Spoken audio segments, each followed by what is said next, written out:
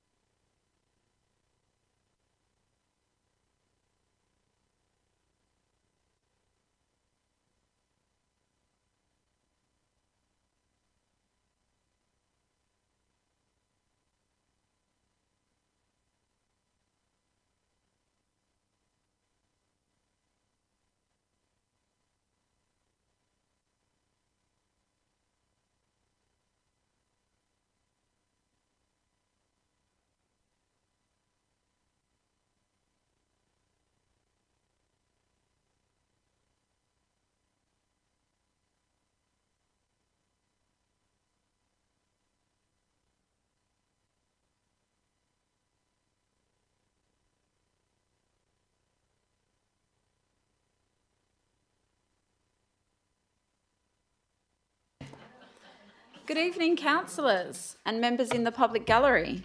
I will officially open this evening's ordinary council meeting at 7 p.m. Thank you for your attendance tonight. I'd like to remind everyone in the chambers to ensure that comments are respectful to the council and all meeting attendees, including city officers and those in our public gallery. Please note that this meeting is being live streamed. I would like to acknowledge the traditional custodians of the land on which we are meeting, the Whadjuk people of the Noongar Nation, and pay my respects to elders past, present and emerging. Tonight there are no announcements from the presiding member. I'll move on to attendance. All councillors are present in the chamber this evening except for Councillor Peterson-Pick, who is attending electronically. I have authorised Councillor Peterson-Pick's electronic attendance under Regulation 14C 2B of the Local Government Admin Regulations. Are there any councillors who would like to apply for leave of absence? I would like to apply for leave from the 18th of March to the 27th of March inclusive. Can I have a mover and seconder? Moved Councillor Palmer, seconded Councillor Maleka. I'll put that to the vote. All those in favour? That is unanimous. Thank you. Move on to item 5, disclosures of interest. Councillors, are there any interested? Sorry? Councillor Sutherland? Yeah. Can I have my leave of absence? I'll go back to that item, so we'll just take a second vote. Oh, sorry, I thought it was just for you. Yeah. I just want to, from the 16th of March to the 20th of March. Inclusive? Okay, are there any other leaves of absence? No? Okay, I'll ask for a mover and seconder. Moved Councillor Maleka, seconded Councillor Palmer. I'll put that to the vote. All those in favour? That is unanimous. Thank you, councillors. Okay, I'll move on to item 5, disclosures of interest. Do you have any interest to disclose? Councillor Palmer. Thank you, Madam Mayor. This is the impartial interest in 10.4.1, the proposed two-storey addition, car parking and landscaping, Chisholm Catholic College. Impartial because my 2 grandchildren attend. Thank you. Thank you. Councillor Bull. Thank you. Item 10.4.1, proposed two-storey addition car parking and landscaping to educational establishment, Chisholm Catholic College, lot 129, 1104 Beaufort Street, Bedford. It's an impartial interest. My daughter attends Chisholm Catholic College. I'll stay in the room. Item 10.1.1, review of keeping and control of cats local law 2016. It's a proximity interest. My home is opposite Gobber Lake and I will leave the room. Thank you. Thank you. Councillor Ostrzowski. Thank you. My first one is for item 10.4.1, proposed two-storey addition, car parking and landscaping to educational establishment Chisholm Catholic College, lot 129, 1104 Beaufort Street in Bedford. I went to Chisholm College and I'm a member of the Chisholm College Alumni Association. It's an impartial interest and I'll be staying in the room for that one. And then my second one is in regards to item 14.1.3. It's the item regarding the extension of the waste contract. I'm a member of the EMRC Council. This is an impartial interest and I'll also stay in the room for that item. Thank you. Thank you. Anyone else? I'd like to declare an interest in item 10.5.1, Community Sporting and Recreation Facility Funding Requests. The recommendation talks about the Morley Eagles Baseball Club, and I provided a letter of support for that club. It's an impartial interest and I'll be staying in the room.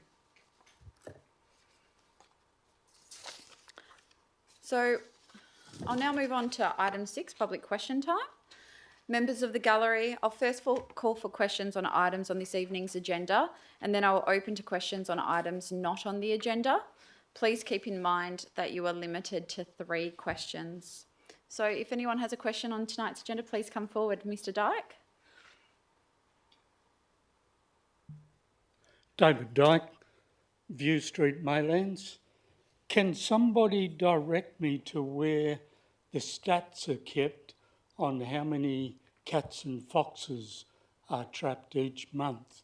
I can remember Steph Gray put an amendment to the motion of where those stats were going to be provided monthly. I can't see them on the website. Can somebody expand my knowledge of where they are? Thank you for your question. I'll go to the director.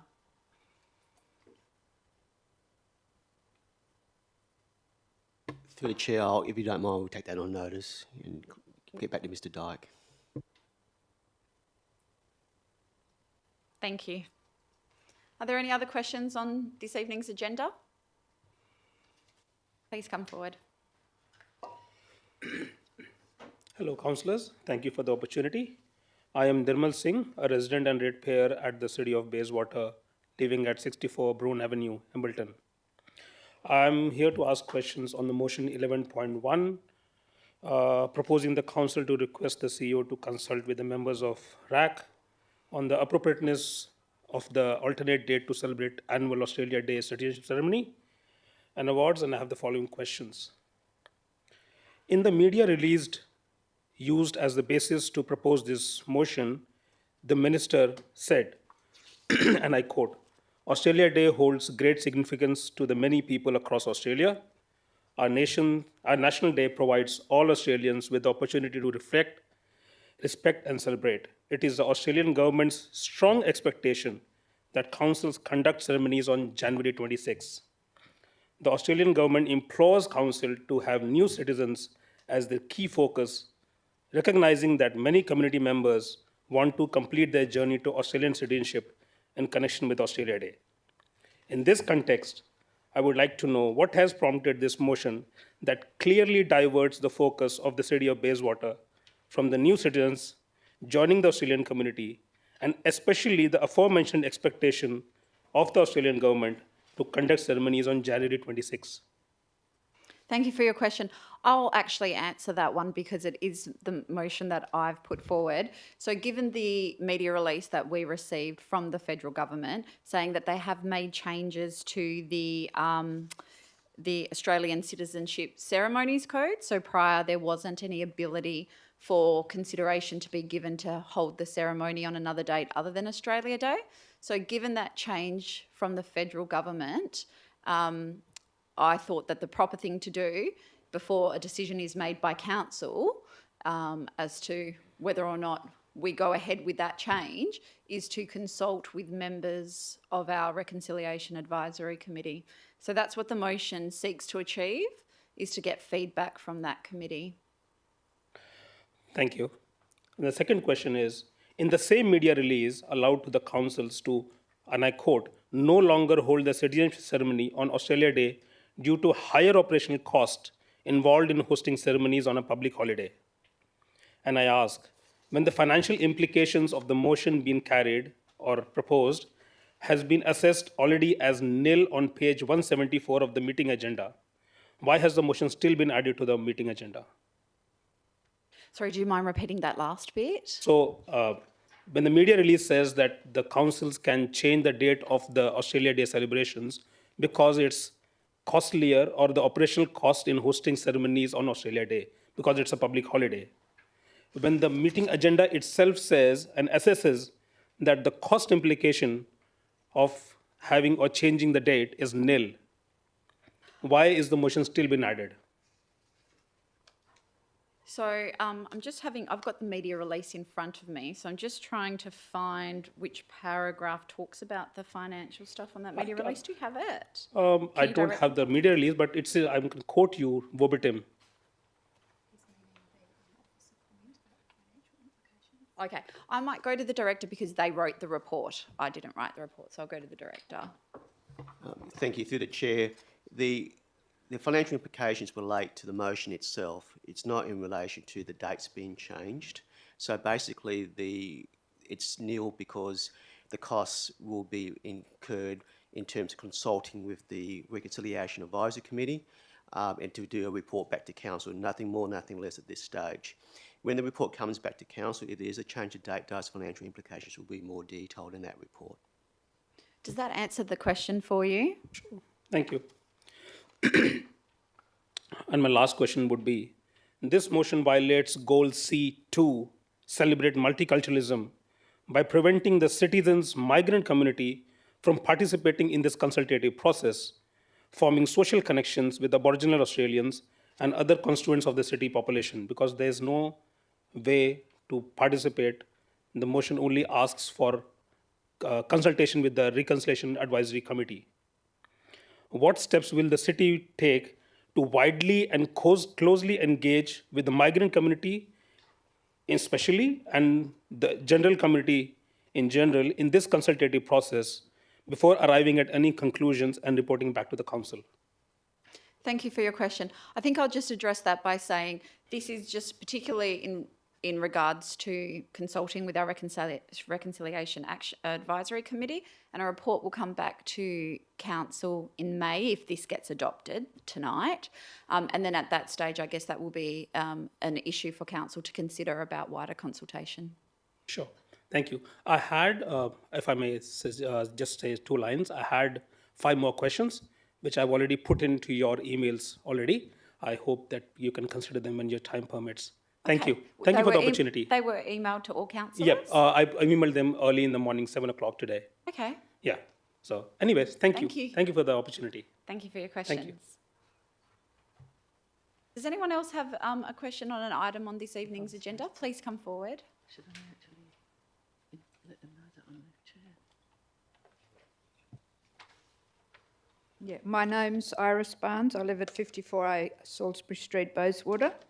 I've heard that the Bayswater Council is considering changing the date of Australia Day, and as a consequence of this alarming proposal, I would like to ask the following. Have the Council considered the impact this proposal would have on migrants to our country who are extremely proud of being nationalised on Australia Day? With a small percentage of Aborigines living in the city of Bayswater area, such a vote by all ratepayers must take place before Council acts to change the date of Australia Day, 26th of January. I would also like to ask why the Council has installed a cycleway along Railway Parade, that's the end of my street, at great expense to ratepayers when only a handful of cyclists use this. There is a cycleway on Watley Crescent, the other side of the railway line, and this new cycleway is totally unnecessary. Thank you for your questions. I'll just address the first question first, which is about the motion that's up for tonight. So the motion itself doesn't talk about, doesn't make a decision about Australia Day. It's about consulting following the advice that we got from the federal government in terms of changes to their citizenship ceremony. It's not about changing Australia Day as such. It's about the citizenship ceremony and events, and that's just for consultation at this stage with our Reconciliation Advisory Committee. and a report, if that motion is adopted tonight, a report will come back in May that may consider further consultation. And then in terms of your second question about the cycle lane, I'll go to the director to respond. Yeah, through the chair, the subject cycleway was installed by Main Roads. It was a state government initiative to help mitigate the impacts of the closure of the Caledonian level crossing. So because that crossing was closed, people had to travel a further distance to get between the Meltham and Mayland stations. So via consultation through a community reference group, the formation of a pathway was desired, and it was put in by the state government, not the city. It is extremely, well, it's quite dangerous because it's narrowed the road, and you pull out and you think, oh my God, I've got to stick here, you know, like I don't know if they drive along it very often or what, but thank you. Thank you for your time. Thank you for your questions. Does someone else like to ask a question on this evening's agenda? Please come forward.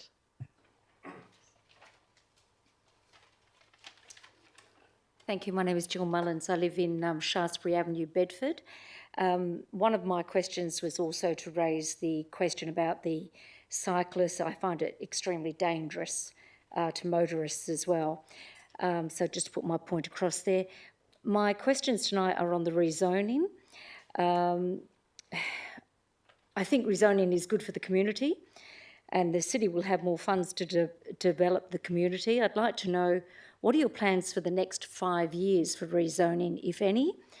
And the other thing is that at the moment on Shaftesbury Avenue and Clements, we've got 2 small houses that have been built on a block. And I mean, to me, they look out of character and quite disgusting. If this is what's going to happen to the community, I'm perplexed as to how we can move forward as a community with growth and development. Thank you for your question. I'll go to the director to respond.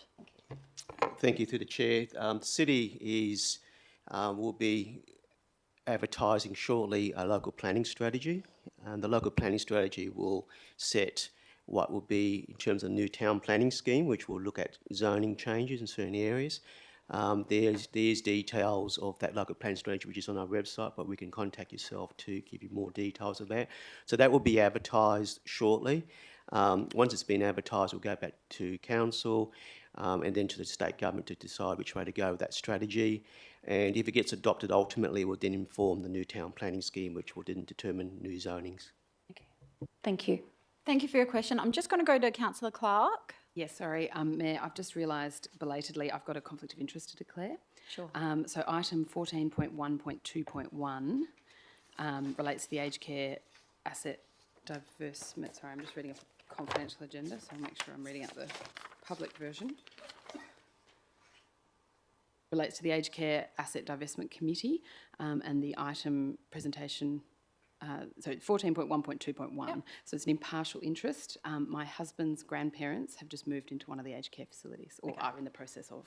And you'll be staying in the room. Yes, I'll stay in the room. Thank you. Thank you. Councillor Palmer. Thank you, Madam Mayor. Due to the questions, in respect, just to inform people that I am chair of the Reconciliation Advisory Committee, and they may need to want that. Thank you. Okay, thank you.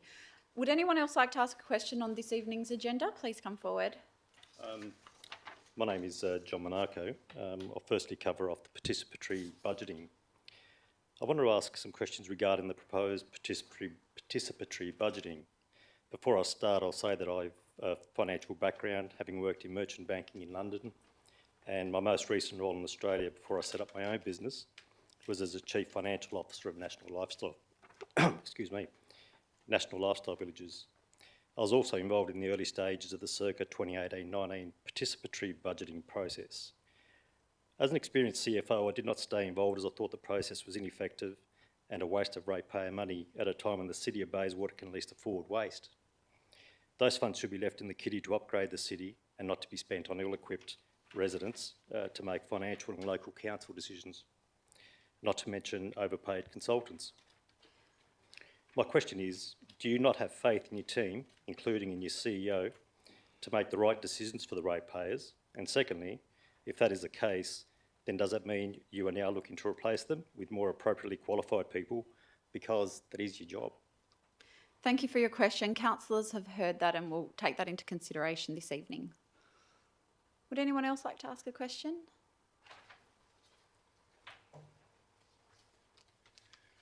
Good evening. My name is Michael Quigley. I live in Horsley Way, Miranda. I've been a resident of this city for 52 years. I'd like to speak and make some comments and a question, if I may, on the notice of motion 11.1. In a preliminary preface, if I may, we're currently in this nation going through a very important stage of our development, and that is a referendum on the participation of Aboriginal people, and that is in our to go to our constitution. From the mainstream media at this moment in time, it seems that the arguments through for and against have been done in a very good spirit, and it's fair and reasonable, and I say mainstream. On the social media, however, the views being expressed there are quite extremist and are causing, in my view, division. What I'd like the councillors to consider is this, and this is my question. Have the councillors considered that this proposal to move away from the 26th of January as the seminal date for citizenship awards and public recognition of those citizens, that it may polarise current opinion extant in the public regarding the referenda, which is extremely important to all citizens. In the last 75 years, the multiculturalism of this council has been extraordinary, and a number of the citizens have taken advantage of becoming citizens of this country on the 26th of January. And my discussions with them over time, because I get around a lot after 52 years, is that that day is symbolic, and I identify it with very strongly. And what I'm saying to the councillors, think clearly about when you go forward, because you may unwittingly alienate that large group of great citizens we have in this council area that have contributed to the vibrancy of it. After all, I am, you are, we all Australians. Thank you. So, Mr Quigley, can I just clarify, given this is public question time, the question was about will councillors consider it? So I'll just respond and say that we've heard what you've said, and they'll take that as part of your considerations. And I'll just add, yes, my husband became an Australian citizen on Australia Day 4 years ago. So Yes, I know that understand it's very important. Yes, it is. And all I'm saying to the council is that when you have your deliberations on this, think clearly through that that date is important to a lot of people. Thank you for your Thank you. questions. Does anyone else please come forward?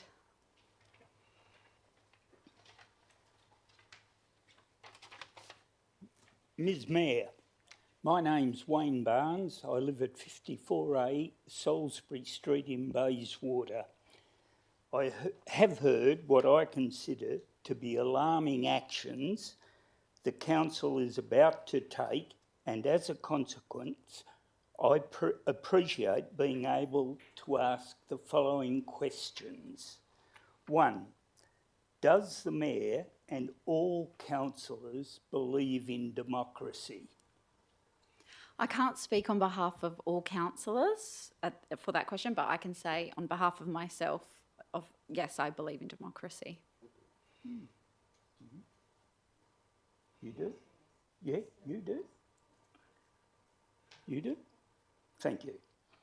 Assuming you all concur, which you all have as far as I can see, with true democracy, that is, government of the people, for the people, by the people. Such a vote by all ratepayers must take place before council acts to change the date of Australia Day from the 26th of January. Thirdly, when Aboriginals consist of approximately 1,000, as I understand it, of 40,000 people in the city of Bayswater, numerically, democracy must take precedence. Thank you for... Did you have a specific question that you would like us to answer to? They're the questions. Thank you very much for your questions, and the councillors will take that on board when considering the item. Good. Thank you. Thank you. Thanks very much. Thanks. Would anyone else like to ask a question on this evening's agenda? Mr Monaco, you've asked one question. Okay, sorry, I thought that there was a different topic. No, it's just 3 in total, but I believe you only asked one. So if you'd like to ask another 2. Will do. John Monaco, Bedford. I wanted to ask 3 questions, but I'll cut it down to 2, regarding the proposed changes to the Australia Day Citizenship Awards. Coming from the parents of new Australians, I know how much Australia Day, the 26th of January, meant to my parents. This is an important legacy that should be continued. The mere suggestion of change in the date is a polarising point, as we all know. Tensions in the community are already high due to the upcoming referendum, as mentioned earlier, proposed by the Labor government. The issue is very polarising. I would have thought the purpose of council is to bring us all together, not to divide. After all, aren't we all Australians? My questions are, you've put together a reconciliation advisory committee. What is the cost of that going to be to the City of Bayswater? Thank you for your question. I'll go to the Director. Through the Chair, not sure what the actual cost is, but we do have these administration costs associated with consulting with the Reconciliation Action Advisory Committee on various matters. So it's within the existing budget. So circa what? Because it's obviously something else that staff have to do. I need to get back to take that on notice. We'll take that on notice. The second question, which will make my 3, unfortunately. Given the dishevelled state of the City of Bayswater, where people are starting to feel unsafe walking in their own neighbourhoods, and I'm experiencing that with older people that I know, wouldn't that money be better spent on the state of our neighbourhoods? Thank you for your question, and councillors will take that into consideration. Can you indulge me with a third question? I will. Go ahead. Thank you. And thirdly, given the referendum is fast approaching, why wouldn't we wait to see how Australians feel about a voice to Parliament before spending ratepayer money on the issue that will provide us with a true plebiscite on the issue, and we'll then understand what people really think about it? Thank you for your question. I'll just respond to that by saying the motion that's before council tonight doesn't request spending any money. So there are no ratepayers' funds being spent on this motion. So just to clarify that, and councillors will take on board your comments. Okay, sorry, my ignorance. When do you guys respond to the questions that you couldn't answer? So the ones that were taken on notice, I'll just clarify, 14 days. 14 days. Okay, thank you. Thank you. Would anyone else like to ask a question on this evening's agenda? Hi, my name is Evie Keskanidis. I'm here on behalf of my mother, who lives in Shaftesbury Avenue, Bedford. I'd like to, if I could, address item 10.4.2, the proposed amendments. Rezoning, I'm in full support of that. My mother is elderly though, however, with the increased density and increased activity with convenience stores and so forth around her street, I'd just like to ask the question if the council has considered increasing security or patrols in those rezoned areas due to those increased density and rezoned areas. Thank you for your question, and I'll go to the Director to respond.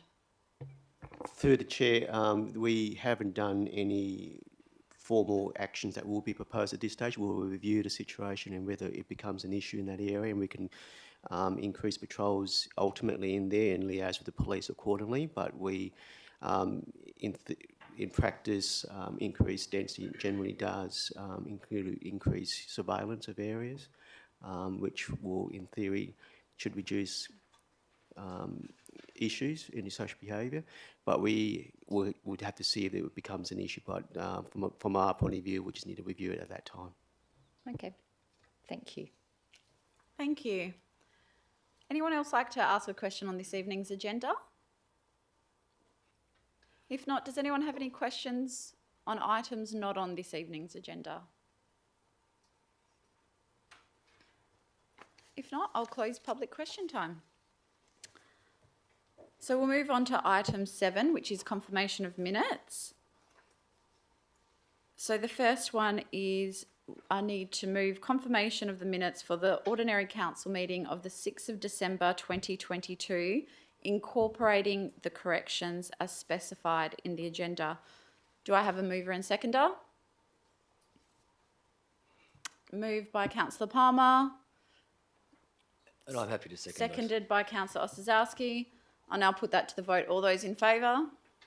That is Councillor Maleka, Councillor Ossowski, Councillor Palmer, Councillor Eveson, Councillor Sutherland, Deputy Mayor, Councillor Peterson-Pick, Councillor Clark, Councillor Johnson and myself. All those against? Councillor Bull.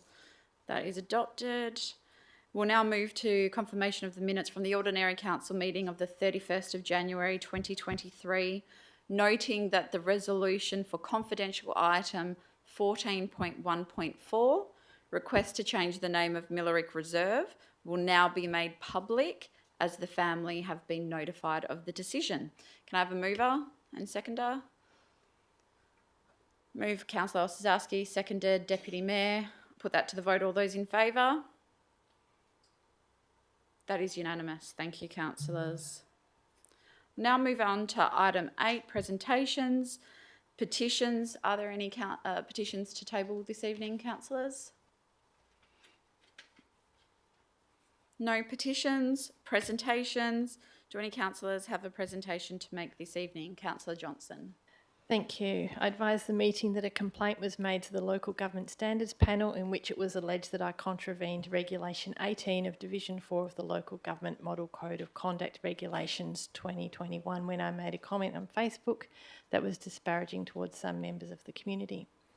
The panel found that I breached Regulation 18 of the said regulations in making such comment. I acknowledge that I should not have made the relevant comment. I now apologise to any members of the community who were offended by such comment. Thank you, councillor.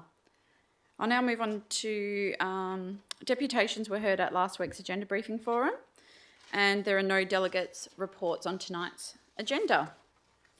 So we'll move on to item 9, which is method of dealing with the agenda business. Pulling first this evening will be Councillor Bull. Thank you. I'd like to pull 10.3.1. Thanks. 10.4.2. 14.1.2.1. Sorry, do you mind repeating that? 14.1.2.1. Yep. 14.1.3 and 14.1.4. Thank you. Councillor Clark.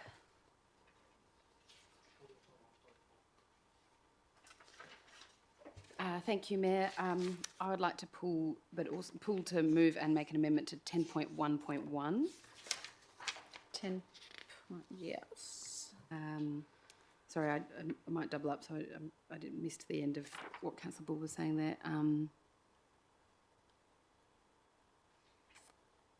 No, and that, that's everything. I'd like to pull just that item. Thank you. Thank you. Councillor Johnson. 10.5.2. Thank you. Councillor Maleka. Councillor Ossowski. Councillor Palmer. Councillor Eason. Councillor Sutherland, Deputy Mayor. Councillor Peterson-Pick. Nothing to pull. Okay. Thank you. So, councillors, first we'll consider the items that were subject of deputations. Can I please have a mover and a seconder to bring items 10.4.2 and 10.5.2 forward to the beginning of section 10 for discussion, before we resume the order of business as set out in the agenda. Moved by Councillor Sutherland, seconded Councillor Palmer. I'll put that to the vote. All those in favour? That's unanimous. Thank you. So we'll begin with item 10.4.2, proposed amendment number 96 to Town Planning Scheme number 24, Bedford North, and this was pulled by Councillor Bull. Are you moving the officer's recommendation? With an amendment? With an amendment? Yep. And does the city have it? Yes, they do. They wrote it, in fact. So I'll just wait for that to get up on the screen before I ask for a seconder.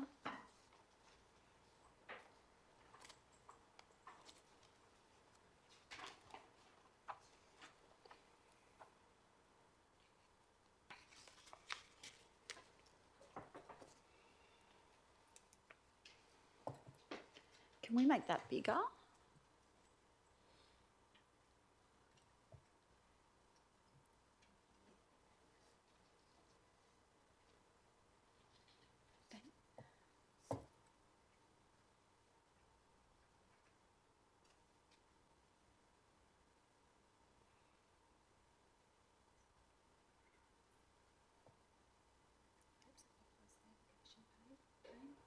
They need to close that.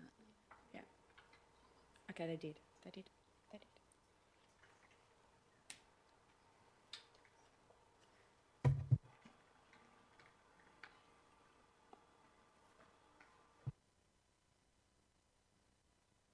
Councillors, can you see that? Can you read it? It's too small. So we try and- I think actually it needs. Can I suggest that the officer's recommendation is numbered 1? That council recommends 1, that the West Australian Planning Commission, and then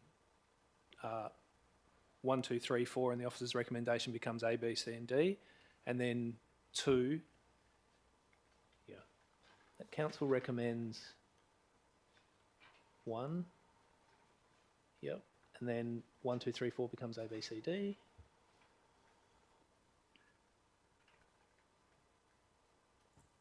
Is there an option to share the screen so that I can see the amendment? So, Councillor Peterson-Pick, you can't see it at the moment. We'll get that fixed for you.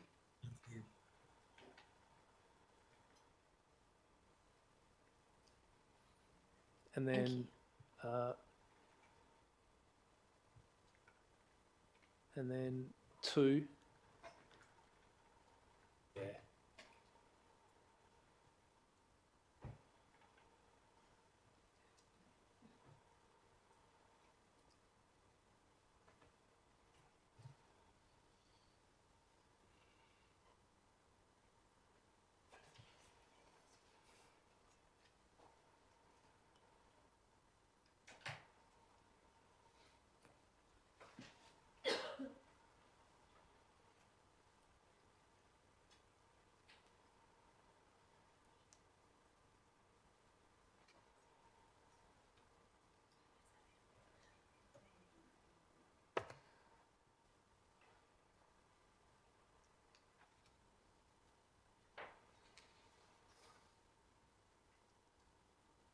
Is that correct, Councillor Bull?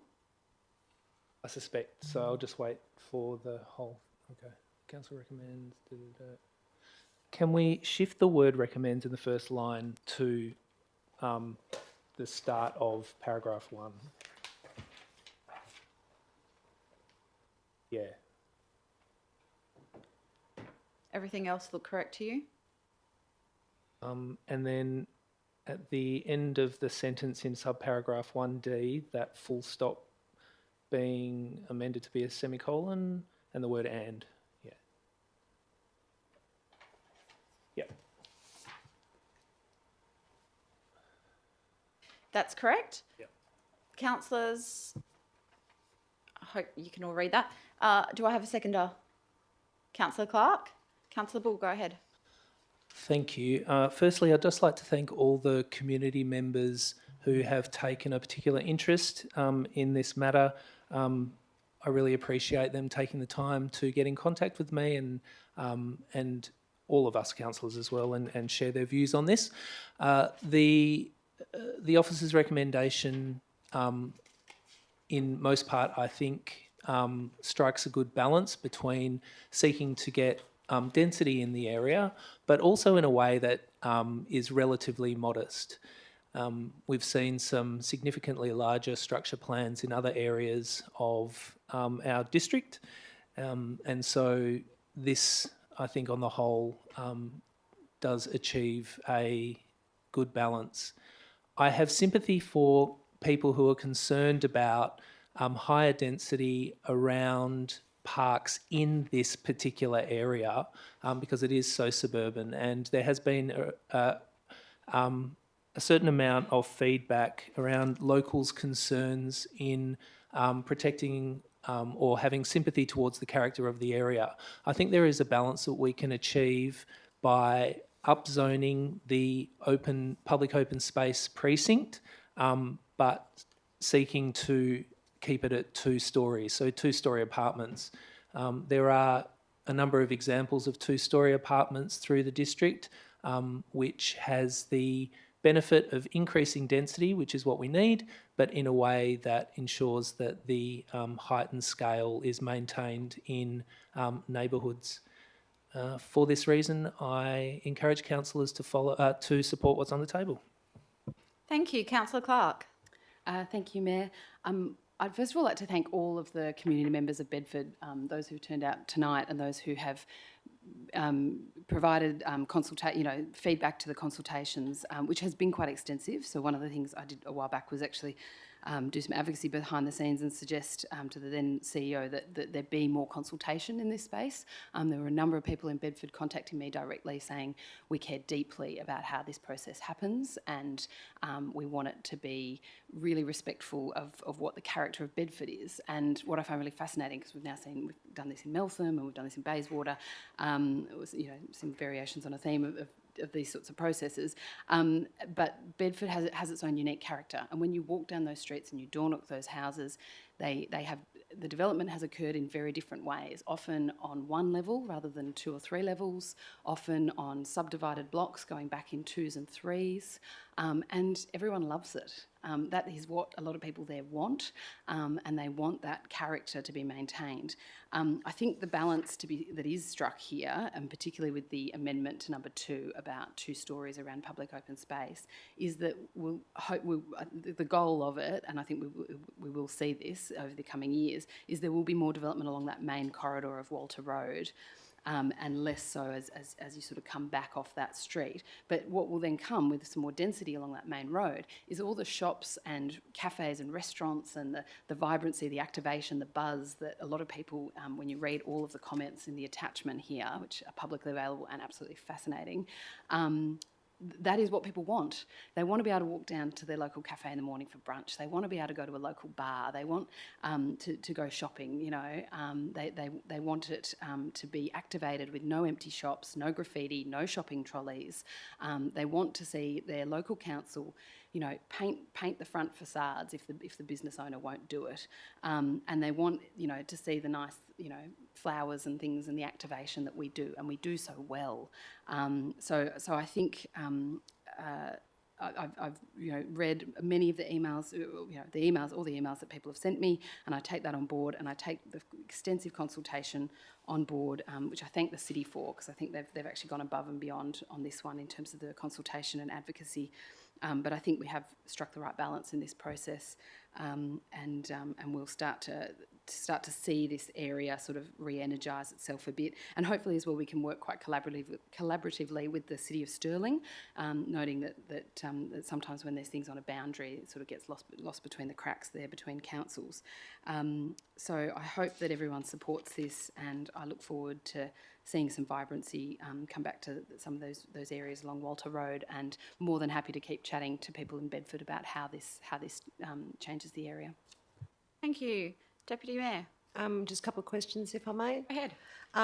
Just in relation to public open space precinct, I don't see anything marked on the maps as public open space precinct. I'm assuming it's just the areas that directly abutting the local public open space? I'll go to the mover. Yeah. Oh, sorry. In the amendment, itself, it has the map, and public open space precinct is exactly as you described it, around the two parks there. Yeah, that's right. Yep. Sorry, and the other question was just to clarify, if I may, through the chair to the relevant officer, R50 is equivalent to 3-storey, or am I off the ball there? I'll go to the director to respond. Through the chair, in relation to the current medium density code, that's right, yes, as a Okay. maximum height. Thank you. Would anyone like to speak against? Anyone for? Councillor Palmer? Thank you, Madam Mayor. I think the important things have actually been noted by the mover and the seconder, and I thank them both for that. I'd just like to say that if you look at the maps that we've been given, those two green spaces are all they have in that pocket. So from my point of view, the garden theory of a garden city, it helps to maintain that by bringing that to a 2-storey situation, and I thank them for that. Thank you.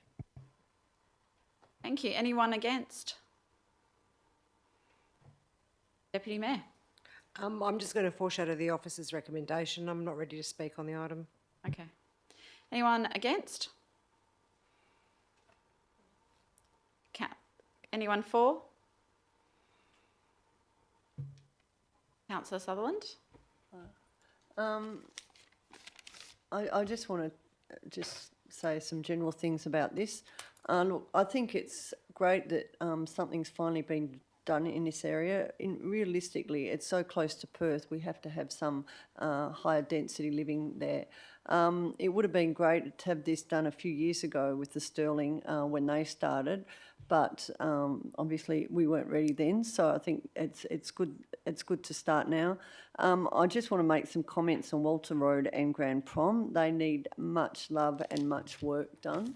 And I do think that if we start that, Walter Road particularly, I don't think it's used to its fullest potential. The businesses there are not what you would like, not all of them, are what we would probably like to see in that area. And I think we could have many more if we could do that right. And also the types of apartments, it would be great to see what can be built. I went to Subiaco the other day and Perry Lakes, and their apartment there are just rocking. And it would be great to see that quality in Bedford. I think there's no reason why we can't. And just on a political note, I suppose, after the weekend's announcement, it might not worry what we say, because whatever they want to do, the state government are going to do, it's going to happen. So, yeah, I just wanted to share that with everyone.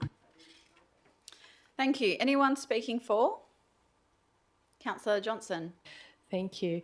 And on that, I think it's really important that we've listened to our community. And I couldn't, echo a lot of what Councillor Clark said about the consultation, about the feedback that we've had from the folks in Bedford who just generally say how much they love the area, but for, a little bit this and a little bit more of that. So I think this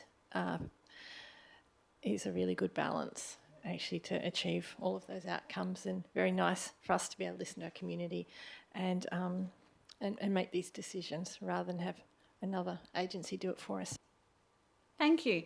Anyone speaking against? Not against, just a question.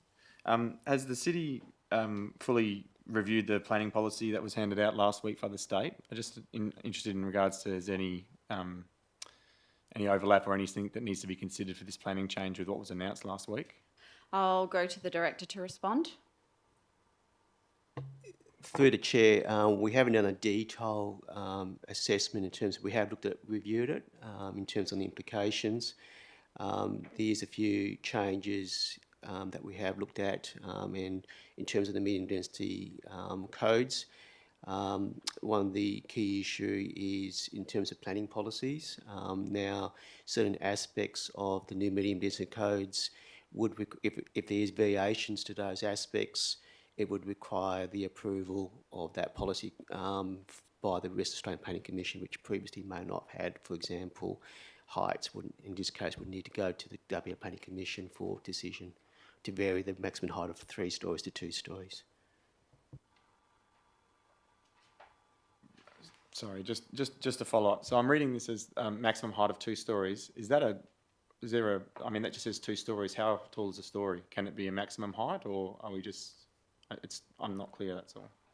I'll go to the director to respond.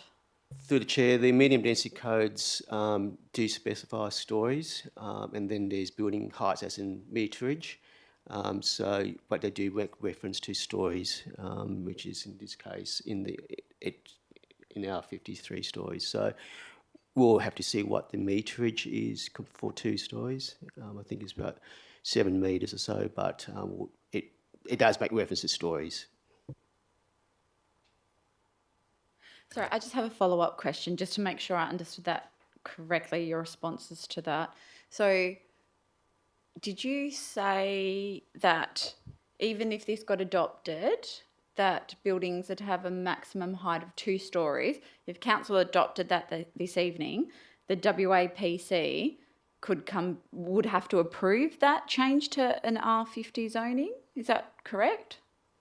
Through the chair, I read off the new medium density codes is that when the policy does come back to committee and council, if that clause does get in there, ultimately we will need to refer it to the WA Planning Commission for their approval, because the height in the medium density code says 3 stories, and this is proposing 2 stories in the R50 area. And can I just ask a follow-up question? When writing to the WAPC for their approval, when we have to get things, how long does that take? How long? Because I'm just wondering what type of impact this would have. We don't know, because it's just been, the new codes has just come out in terms of reference. So we may have done it once in the past where we had to get approval from the commission, and it took, I can't say how long it took, but this is a new requirement that we're not sure what the turnaround is with the state on this one. Is it usual for WAPC to take a reasonably long amount of time? Would you say that's been your experience? Through the chair, it won't be quick timing. How long, I can't say. But has it generally been long when we're waiting for a response from the WAPC? Generally speaking, formally a consideration of a policy or variation with the policy, it may. We don't know because we haven't tested it. Okay, thank you. Deputy Mayor? Sorry, yeah, just another zoning question, if I may, through the chair. I just want to be crystal clear about, about the public open space precinct height of 2 stories. Does that then mean that the zoning around there currently will not go to R50 as proposed, but will remain at R25, or does that become a different zone altogether? I'm just not clear around what would happen with the R code on those abutments. I'll go to the director. Through the chair, my understanding of that will be kept as R50. However, the policy will say that a height limit for that R50 density would be 2 stories. How does that work? Through the chair, it's 2 stories. They still need to comply with the other requirements relating to R50. But will be, instead of 3 stories, it will be 2 stories if the commission approves that variation to the medium density codes. Okay, on that basis, I'm ready to speak. Go ahead. Okay, my concern around that then would be if it goes to R50, yet if it goes to R50 yet is constrained to a 2-storey height limit, my assumption, and this is assumption, would be that in order for mum and dad developers or whoever goes into those particular zones to maximise their property or whatever it is they're doing there, would then battle axe and subdivide through strata as opposed to doing something that could be a lot more low impact on the area in terms of just a 3-storey building.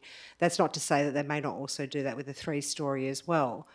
So I'm just concerned with a 3-storey. Well, they may do it either way. It's this is a tough one. I'm not sure about the implications on it. Yeah, I'll wait to hear the end. Anyone else speaking for? Anyone against? Oh, sorry, Councillor Peterson-Pick. Thank you, Madam Mayor. Just a question, if I can. Just with regards to the amendment, I wanted the officers to clarify whether it is consistent with the principles of our local planning strategy. Because if I remember correctly, we approved that strategy that says that around public open spaces, we are going with high zoning, and now the proposal is to reduce it. So is this going to be consistent, or we are doing something that is going to be against the principles that we already defined for all the other areas in the city of Bayswater? Thank you. I'll go to the director to respond. Through the chair, the density will be consistent to height. I might just get the principal strategic planner to clarify in relation to the local planning strategy. Through the chair, it would be consistent with the local planning strategy in the sense that it is an increase in density from what is there currently. I guess in terms of what its full potential for that site is, it is slightly less than what was originally recommended. And can I have a follow-up question? Thank you. So what's the general principle for all the open public space around the city in our local planning strategy? I'll go to the manager. General principles? Yeah, through the chair. So the principle in the local planning strategy is that we look at increased densities surrounding those areas. It doesn't specify what the density has to be. In general, from the building Bayswater process, an R50 kind of zoning was considered appropriate. I note though that at the time that process was undertaken, the 2 stories was the maximum building height for a R50 zoning. So, and that has changed as a part of these new medium density codes. So in general, what is proposed is aligned with what was a part of the original local planning strategy. So just last question, if I can. So if this is approved, the amendment, that means that the zoning around the public space will be the same as all around that section that we are talking about? It will be the same? So we will not have any actually difference between the surroundings of the public open space and the other areas. Will it be the same? I'll go to the principal officer. Through the chair, sorry. Are you referring to other areas across the city or other areas in Bedford? Bedford North, yes. So the precinct surrounding the public open space is proposed to be R50, while the remainder of the suburb is R35. So it would still be different to the remainder of the areas that aren't directly adjoining public open space. Thank you. Deputy Mayor, do you have a question? Yeah, if I may, through the chair to the principal. Go ahead. Just in relation to the medium density codes, you said where R50 used to be 2-storey, and then the medium density codes changed it to 3-storey. I just want to know where changing a height within the medium density codes would sit then. So if it were to be tested that R50 is a 3-storey under the medium density codes, and somebody were to try and test that because they brought in what would be proposed as a 2-storey limit, what would happen theoretically? So through the chair, that's where the policy comes into effect. So with as the director mentioned, with the approval of the WAPC, we can vary the heights restrictions under the medium density code. Our policy would prevail in that case because we have the approval of the WAPC to vary that element of our codes. So WAPC may or may not approve this? That's correct. Okay. Anyone else like to speak on this item? If not, I'll go to the mover to close. Thank you. I've appreciated this discussion. It's actually really great to tease out these issues, and thanks to the principal and to the director for taking those questions. So just to respond specifically to some of the thought process that I could see the Deputy Mayor having, the risk around battle axing is there irrespective of whether it's 2 stories or 3 stories. My understanding is that R50 doesn't stop battle axing, irrespective of what the height is. You could have 20 stories and you'd still could have a battle axe because it still fits within that zoning. I can understand your concern. You know, if we went back to R35, if the block's large enough, then that is only going to be battle axed. So at least this gives more options. So as I said, it's trying to strike this balance in this particular neck of the woods in Bedford, where it does have a particular character, and many people within this area moved into the area because of that character. And so thinking about how to get density done in a better way than battle axing, while balancing that tension against balancing the tension of locals being concerned about larger buildings in the area, is why I seek this amendment to the public open space precinct. I think there is genuine merit to increase density around public open space, because that allows people to have smaller backyards or no backyards and still access green areas. But trying to do it in a way that limits the ultimate height, I think, is what is probably the thing we should be trying to do. Yes, you need West Australian Planning Commission approval to make that amendment, but we also need West Australian Planning Commission approval for the whole scheme amendment as well. I hope councillors support this. Thank you. I'll now put this to the vote. All those in favour? That is Councillors Palmer, Councillor Bull, Councillor Clark, Councillor Johnson and myself. All those against is Councillor Maleka, Councillor Ossowski, Councillor Easton, Councillor Sutherland, Deputy Mayor and Councillor Peterson-Pick. That is lost. That's lost. So we go to the foreshadowed motion, which is the officer's recommendation foreshadowed by the Deputy Mayor.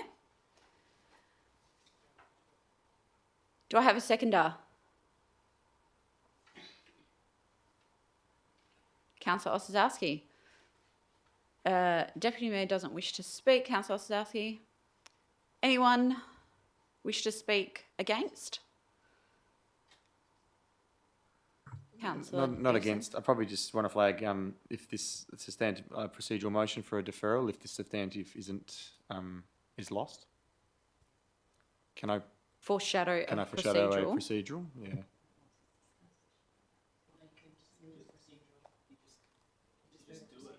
Oh, okay. Sorry. You'd have to move it. You can't wait for the outcome. Okay. Yeah. If it's lost, that's what I'm it's... Yeah, that's right. I'll move a procedural motion for deferral then. Do I have a seconder?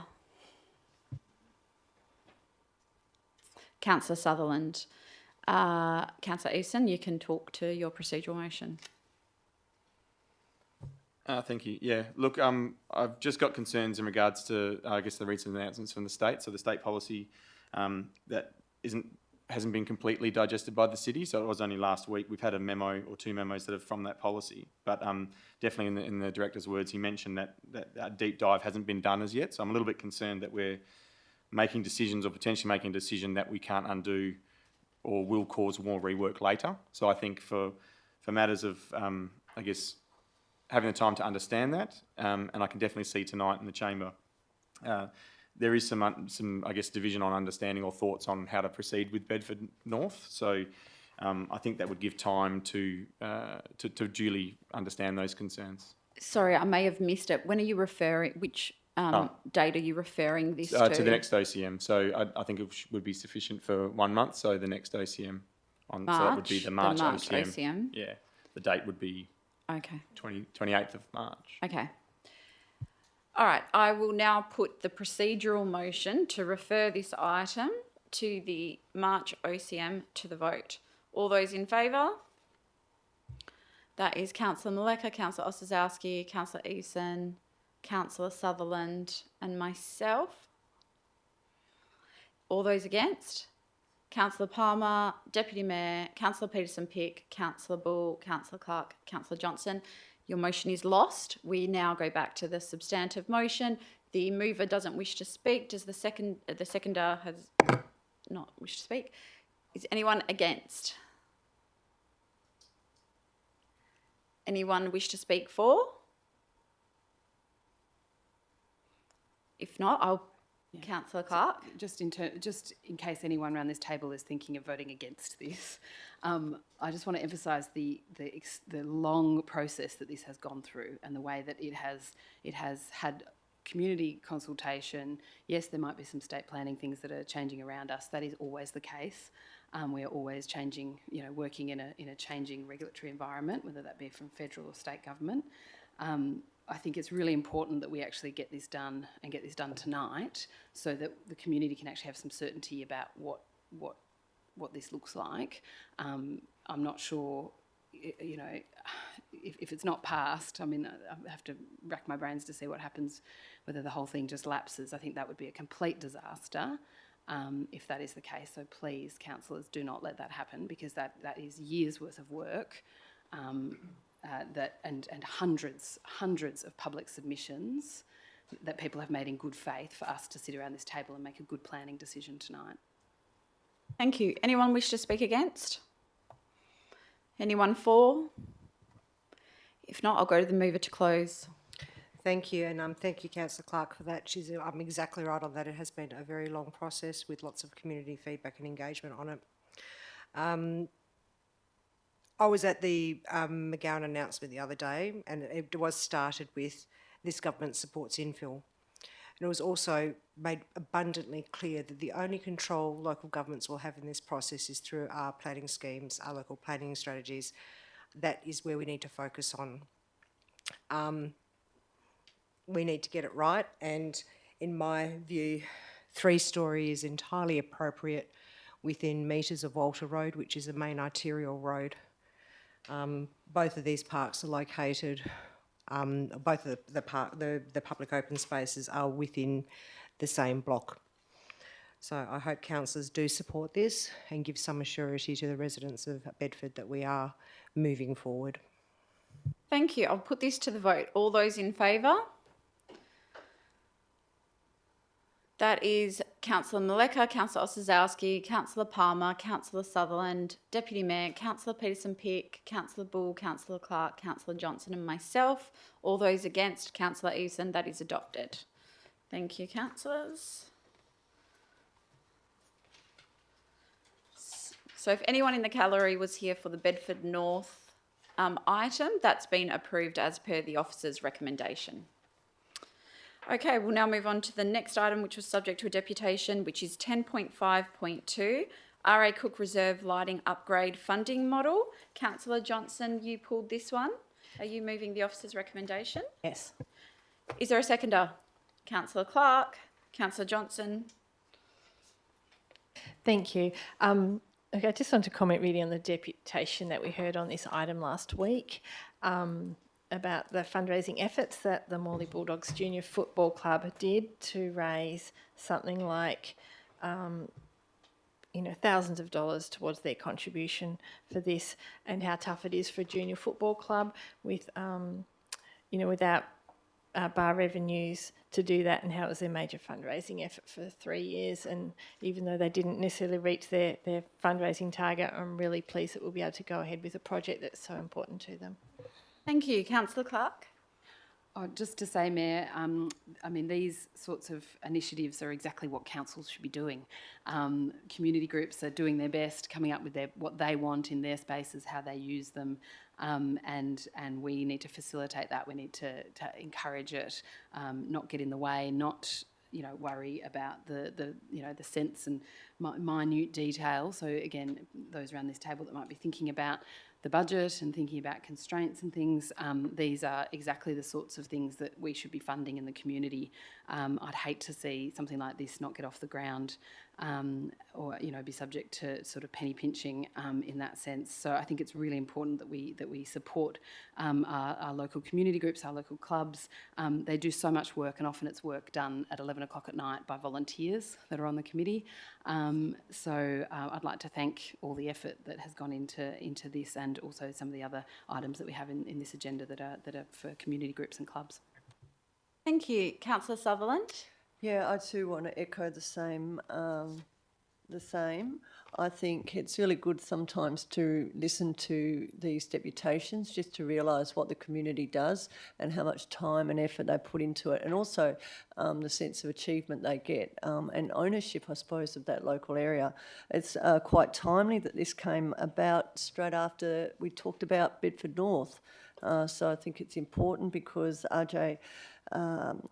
Cook is very important for that local area and it'll become more important as more people live there. So I think this is a win, and go Morley Bulldogs. Anyone like to speak against? Anyone for? Councillor Bull?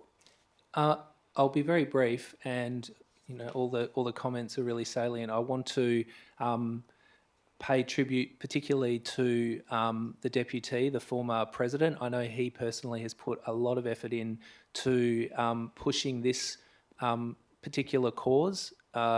Him and his committee, and then the wider community down there, have been really focused on building a very strong community-focused culture, inclusive culture, thinking about how to support diverse communities getting involved in footy, how to support women and girls getting into footy, and how to support people with a disability getting involved in footy as well. So good luck.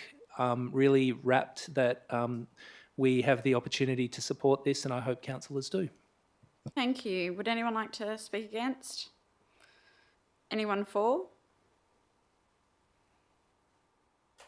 I'll just say that I agree with all the comments that have been made tonight, and this is one of the best parts about being in local government, is being able to support these community sporting groups, support community sporting clubs, and that's the type of thing that we're here to do. So I'm really happy with the outcome of this.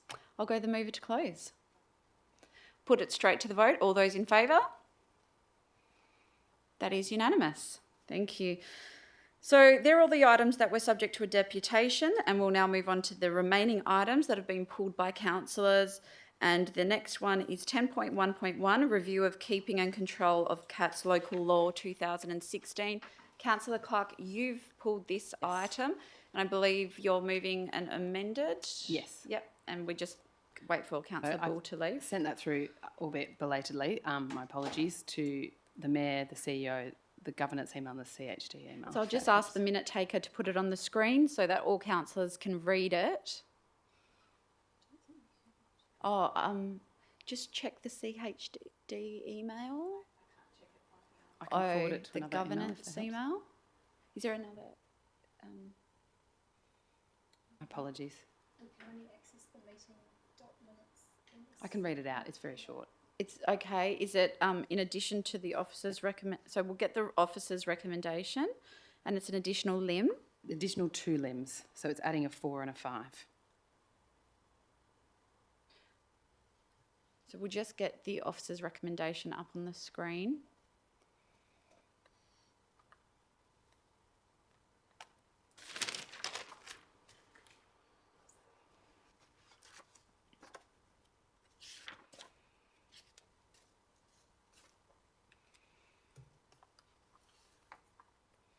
So if you'd like to read out limb 4. Yes, I can. So the addition is in addition. So the existing 1 to 3 limbs continue remain. That the Mayor write to the relevant state minister.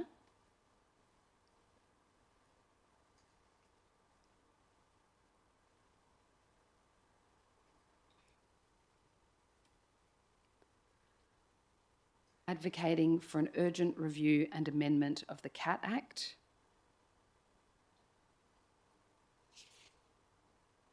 Sorry, I'm just looking for what year the Cat Act is. 2011, sorry.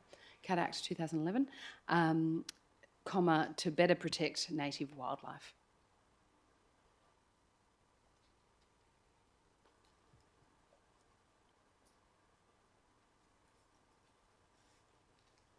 And then new limb 5. And so the head limb says that council. So that council then receive additional advice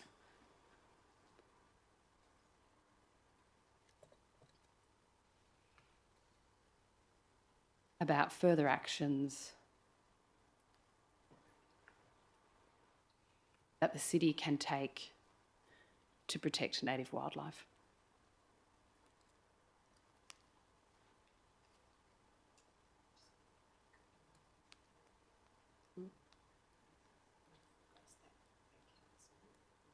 Oh, sorry, my apologies. So it should read that council number 4. I don't know what the verb is. Instructs the mayor to write to. I don't know what we normally say there. Asks the mayor. We're not requests. Something gentler than instructs. Thank you.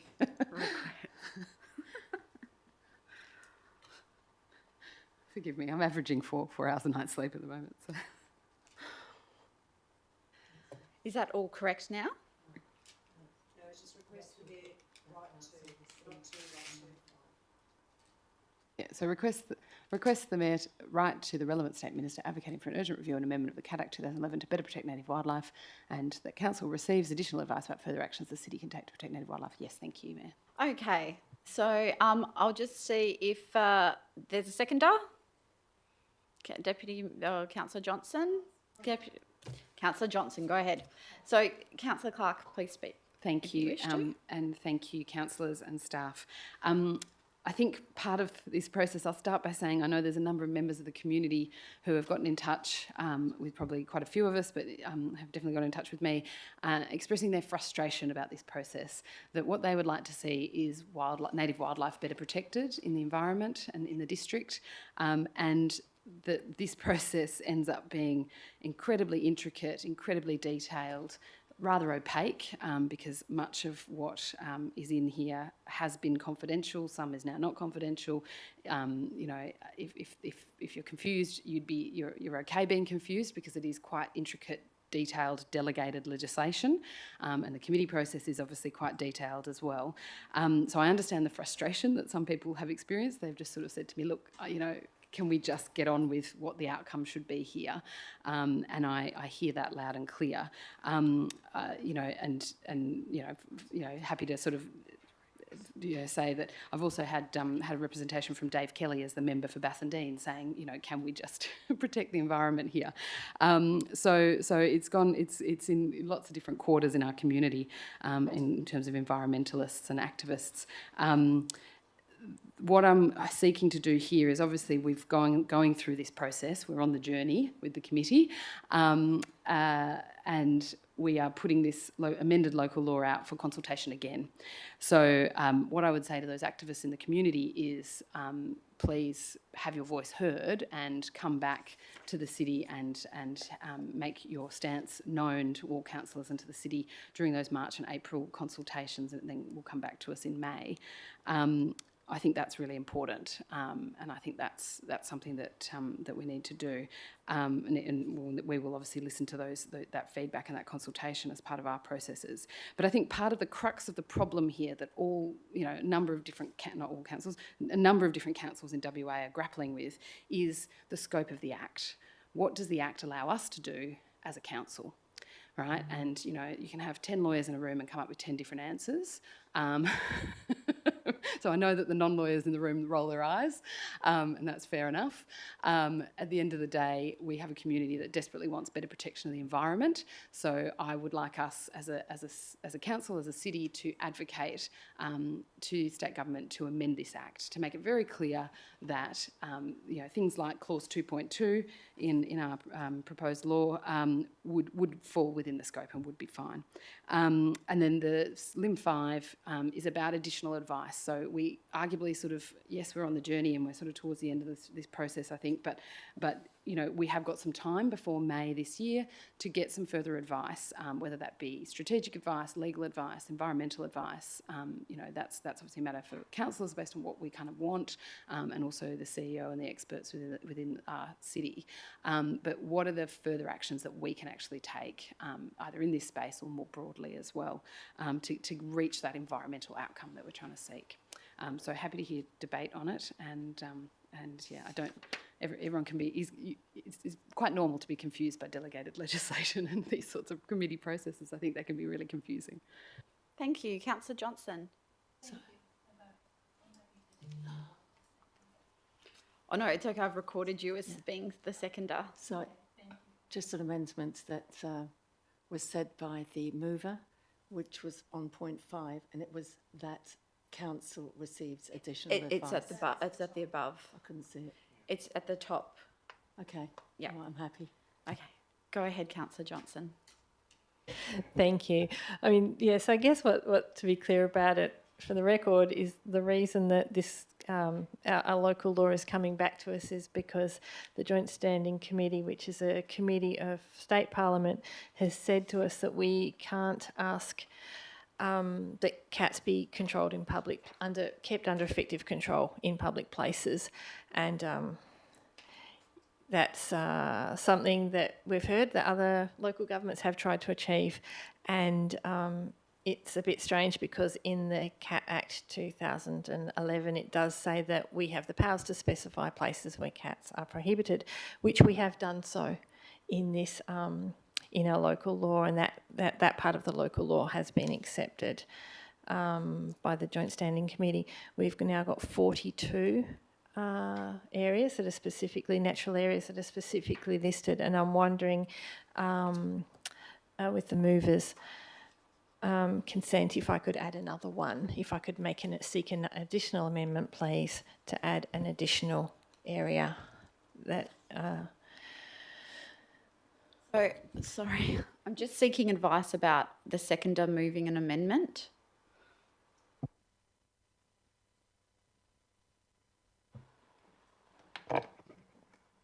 Through you, Madam Mayor, normally the seconder wouldn't move an amendment if they've already spoken to the item. I guess that you're in the middle of debate, Councillor, so I think if you want to allow it, you can.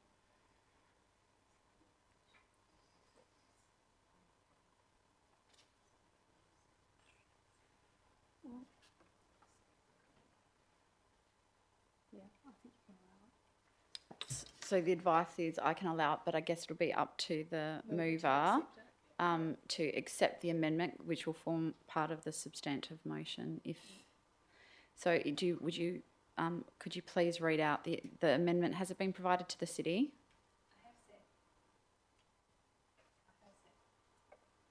Someone's pressed mic. Okay, go. Thank you. I have sent it. I'm not sure if it's been received. I've provided a handwritten copy in case they haven't got it. Okay. So I'll read out. Essentially, it's to provide an additional area in Schedule C, cat prohibited area, 43, and I've called it the Bayswater Industrial Area, as approximately bordered by Collie Road, Beachborough Road South, Bayswater Brook, Colwyn Road, Pearson Street, the boundary with town of Bassendean and Tonkin Highway, so the area that we commonly call the Bayswater Industrial Area. You need to also add that to the purpose and effect of the notice. That will also have to be amended in Lim 2. You have to add it to the purpose and effect. So the purpose would remain the same. The purpose would remain the same. The effect would need to be updated to include the prohibited area amendment.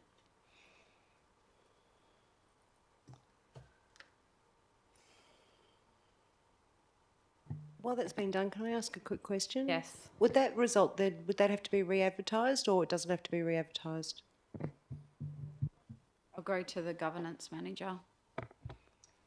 Through the chair, this report is recommending that an amendment to the local law is advertised. So this would be an additional amendment, and all of it would be advertised. So we would need to make changes to the attachment that's been provided that lists the amendments as a result of this. And may I also ask, does this additional inclusion of a prohibited area impact any of the advice received from the Delegated Legislation Committee? Through you, Madam Mayor, I haven't had time to consider that, but I don't believe so. What the Joint Standing Committee of Delegated Legislation asked us to do was to amend our local law to remove Clause 2.2 and Item 2 of Schedule 2, which we are doing. But because we are essentially recommencing the process to make an amendment to the local law, I believe that it is within it is our prerogative, the council's prerogative, to make a further amendment if it wishes to. Thank you.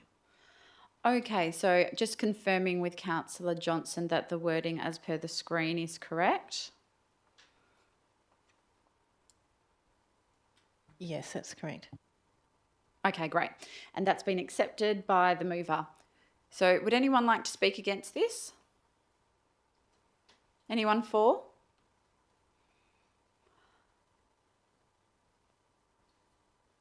Councillor Eveson? Yeah, I've just probably just got a question. Sorry, because there's a lot of changes just happening at once. The financial impact. So just scroll down again for me. Sorry, limb 4, I think it was. So talk about requests. The letter's fine. That's not much. So receives additional advice about further actions. Is there cost? Just interested in cost implications to doing that. It says additional advice. What does that mean? I guess. I don't know if the director will be able to answer that, so I'll ask the mover if she wishes to address. I'm happy to address that, yep. So look, I'm not expecting that there's be a huge, additional mountain of work. I mean, given the timeframes, the consultation is happening in March and April this year. It's coming back to this council in May, so there isn't a huge amount of time then to do that. But I think it is incumbent on us to given that this process has been going on for some time, is as councillors to do a bit of a scan around, see what else is actually happening out there. I'm sure people, Walga would probably be able to give us an update.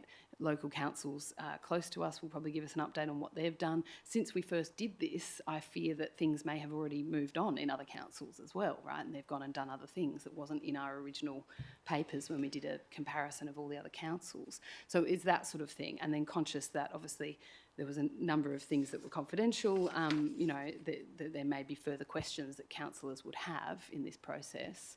And I think the idea also is, well, are there other ways other than just clause 2.2 that we can achieve an environmental outcome?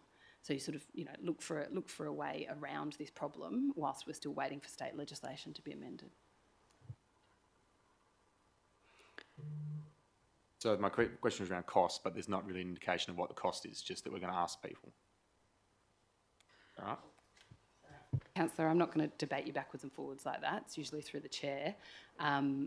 So I don't have a budget written down. I would put it to the CEO's discretion in based on what councillors would like to receive. Some of it will be able to be done internally because we have experts in this area that know this stuff backwards. Some of it may need, a small amount of external advice that we've, got existing relationships in. So, I'm not going to put a figure on it as such because I can't, and that would be operational. So I think it's a pretty simple request in some ways, that we should be fully informed as councillors before we bring this back in May. Thank you. Would you like to follow-up? speak So to it? it's a cost one again, but to say, including, and this is to the relevant officer director, I would imagine. So inclusion of the BIA as an area, I think there was some talk of that. Do we have an idea of what that cost implication does of including that site? I will go to the director to respond. Through the chair, no, we haven't any calculations on that. Councillor Eveson, are you wishing to talk to this? Yeah, I'll probably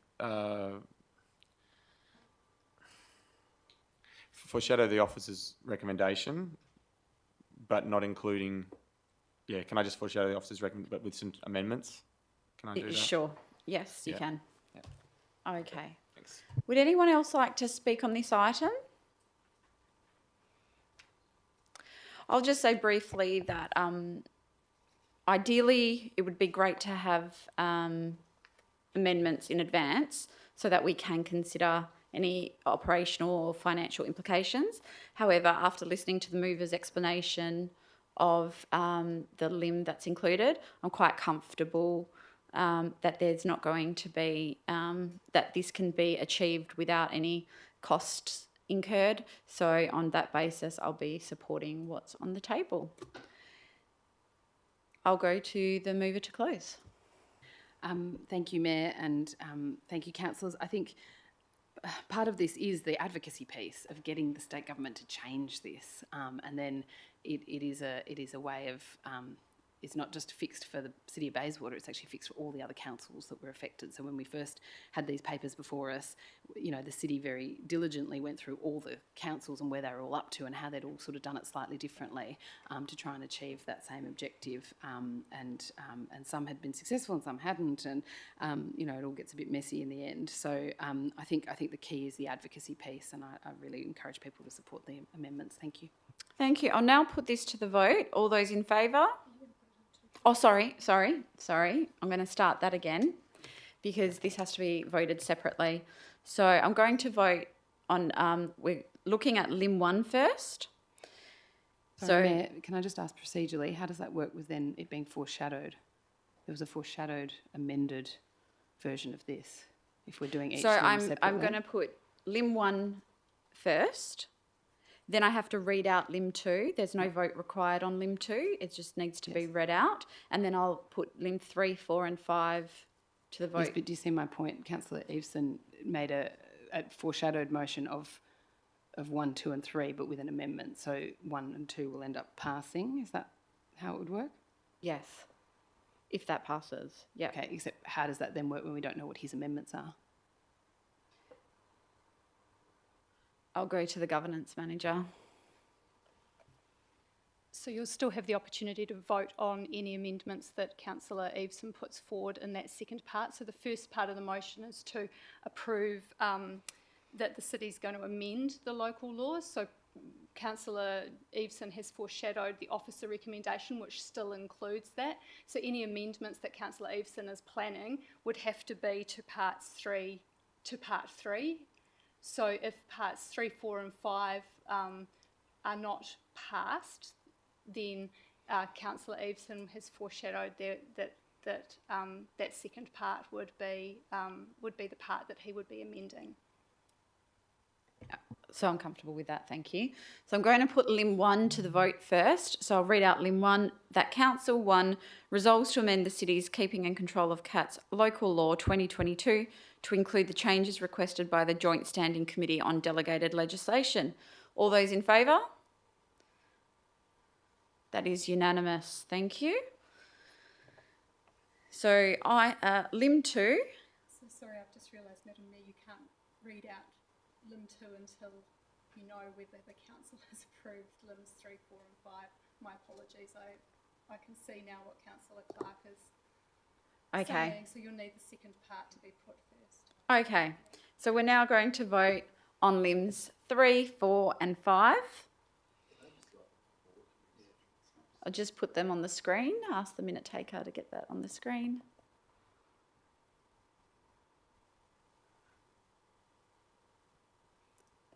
Does that work for you, Councillor? You can read it? Okay, so we're now putting this to the vote. All those in favour? That is Councillor Maleka, Councillor Palmer, Deputy Mayor, Councillor Peterson-Pick, Councillor Clark, Councillor Johnson and myself. All those against? Councillor Ostaszewski, Councillor Eveson and Councillor Sutherland. So now that that's adopted, I will read out Lim 2. Yes, please. Okay. Thank you. Notes that following the passing of the above resolution, the Mayor is to give notice to the meeting of the purpose and effect of the proposed Keeping and Control of Cats Amendment Local Law 2022. And I'm going to ask them to go up because I can't read the amendment. Okay. Purpose. The purpose of the local law is to amend the City of Bayswater's Keeping and Control of Cats Local Law 2022. Effect. The effect of the local law is to remove Clause 2.2, Cats in Other Places, remove Item 2 of Schedule 2, Offence Penalty, and include an additional area in Schedule 3, Cat Prohibited Areas, being Bayswater Industrial Area, as approximately bordered by Collier Road, Beachborough Road South, the Bayswater Brook, Colwyn Road, Pearson Street, the boundary with Town of Bassendean and Tonkin Highway. So that's all for this item, councillors. I'll now ask if we can get Councillor Bull back in the room. That's okay.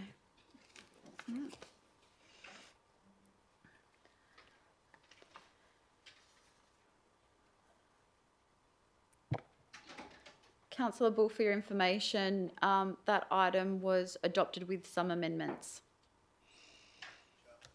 There, you need to read them. And, okay. So councillors, we'll now move on to the next item that was pulled, which was 10.3.1, Tender RFT 13 2022 Maintenance Trade Service. Councillor Bull, you pulled this one? Are you moving the officer's recommendation? I just have a brief question. Okay. Yep. My question is whether conflict of interest statements were received and what the outcome of those were. Thank you. I'll go to the relevant director. Yeah, through the chair, that is part of the process when the tender is assessed, and I believe that the people involved had no conflicts. Thank you. Yeah, I'll move the officer's recommendation. Do I have a seconder? Councillor Sutherland, Councillor Bull? No, nothing. Councillor Sutherland. Anyone wish to speak against? Anyone for? If not, I'll put that straight to the vote. All those in favour? That is unanimous. Thank you. The next item is 10.4.1, proposed two-storey addition, car parking and landscaping to educational establishment Chisholm Catholic College, lot 129, 1104 Beaufort Street, Bedford. No one's pulled this, but there are interests, so we need to consider this one. Do I have a mover?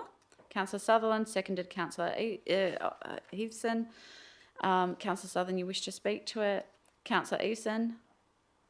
Anyone wish to speak against? Anyone for? If not, I'll put this straight to the vote. All those in favour? That is unanimous. Thank you.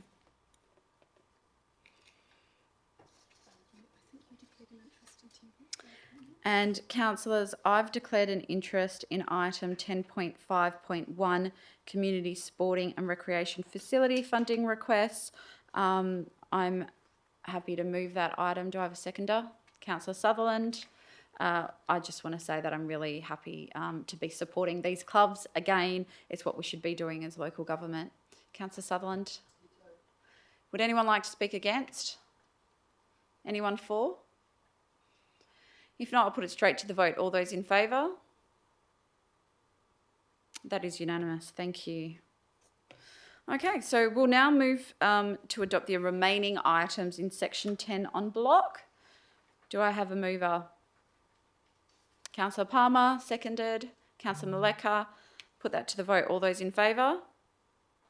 That is unanimous. Thank you. We'll now move to notices of motion. However, I wish to hand over chairing to the Deputy Mayor and she's not in the room. Would someone be able to go?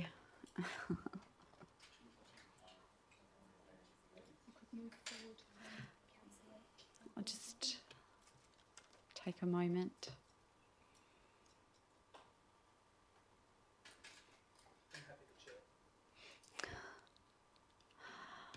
Just want to give the Deputy Mayor the opportunity to come back into the room.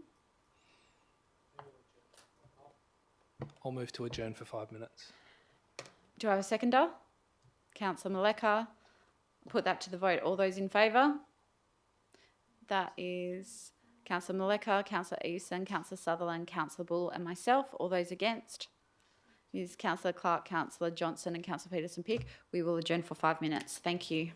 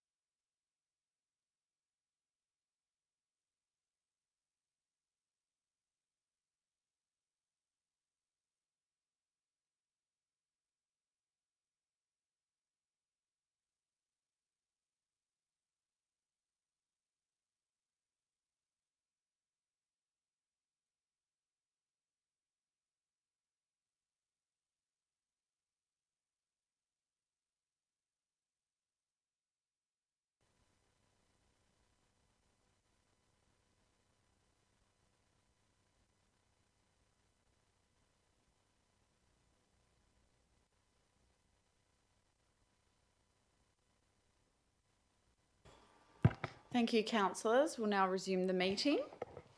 And I would like to, before I discuss my notice of motion, I will hand over chairing of the meeting to the Deputy Mayor. Thank you. The next item on the agenda is notice of motion by Mayor Councillor Piferetti, item 11.1. Mayor Piferetti. Thank you. And I'll read out the notice of motion. That council requests the Chief Executive Officer to 1. Consider, in consultation with the members of the Reconciliation Advisory Committee, the appropriateness of an alternative date to celebrate the annual Australia Day Citizenship Ceremony and Awards in light of the recent federal government announcement for greater flexibility for citizenship ceremonies that are normally held on 26 January. 2. Address the alternative event date and the feedback from members of the Reconciliation Advisory Committee in a further report to Council in May 2023. Thank you. Do we have a seconder for this item? Councillor Palmer. Thank you. Sorry, Councillor Mayor Piferetti. Thank you. Firstly, I'd like to thank all the community members who took the time to come in tonight and ask questions on this item, and I have heard you. Councillors, as you are aware, in late January, the federal government advised greater flexibility for citizenship ceremonies that were previously required to be held on Australia Day. Given this change to the Australian Citizenship Ceremonies Code, I believe the proper thing to do, given certain sensitivities around the date, is to consult with our Reconciliation Advisory Committee for their views prior to Council making a decision. Once we obtain this feedback, I've requested a report to come back to Council for consideration, and I guess that will be up to the officers and Chief Executive Officer of what they put into that report in terms of further consultation with the wider community. Councillor Palmer. Thank you very much. Just to say that, to be open about it, I am chair of the Reconciliation Action Advisory for the City of Bayswater.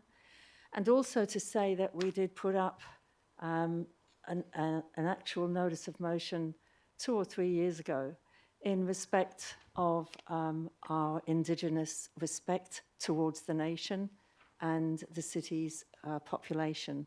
And we did that on behalf of everybody. And this is the same thing. I feel that we're not losing a situation of citizenship or multiculturalism. We're actually gaining another day of recognition for everybody. And that's why I feel very open, honest, and very eager to support Madam Mayor Piferetti in bringing this notion of motion forward. And hopefully it does get passed on just very respectful terminology for everybody included. I myself have been at citizenship ceremonies. I'm very proud to be. And it doesn't matter whether you're a citizen on the 26th of January or the 28th of December. It doesn't matter. The beauty of being pride of being a citizen of Australia is every day of the year, every day of the year. And I think that's Australia Day too. Thank you. Do we have a speaker for the item? A speaker against? Sorry, I'd like to speak for. For? Yeah, Councillor Clark. I was looking around to see if anyone else. So I'd like to support the motion. Obviously, we to start from a first principle of I'm personally supportive of changing the day from of Australia Day. I think the time has come. Essentially, it's taken a long time and a lot of campaigning, and it has been a lot of really different views within the community about when Australia Day should occur. And I think part of that, which we heard tonight with some of the questions from the floor, is that we actually need to have really thorough consultation, not just with the Reconciliation Advisory Committee, but we need to go out to our entire community and talk about this, partly because you need everyone's voices to be heard. It's actually my preference, actually procedurally, that perhaps it should have actually gone to the Reconciliation Advisory Committee first and then come to us. But that's sort of the detail, because our committee may have turned around and said, actually keep it as it is. I think if you're going to consult, it has to be really genuine and really in good faith. And I think that we need to consider this really carefully. I've expressed what my personal opinion on this is, but that may not be what majority of our community wants. I have memories as a child of getting my citizenship and holding the certificate up in my new citizenship dress, and it means a lot of things to a lot of people. So I think we need to go really carefully and slowly on this, because I think it really does goes to a sense of identity as who we are as a community, as a people, and as a nation. And on that, I'm going to take the opportunity to mention the voice, because I actually don't see it. A couple of people mentioned that all these sorts of debates, they divide us. I don't think that's true. I think us having a debate about constitutional recognition, which I think is intrinsically going to be linked this year into this sort of motion, actually can bring us together. So I would really encourage people in the community to look at the 2017 Uluru Statement of the Heart. The last paragraph of it essentially is the request, is the very generous request from Aboriginal communities and peoples and nations across this country. It says, in 1967 we were counted, in 2017 we seek to be heard.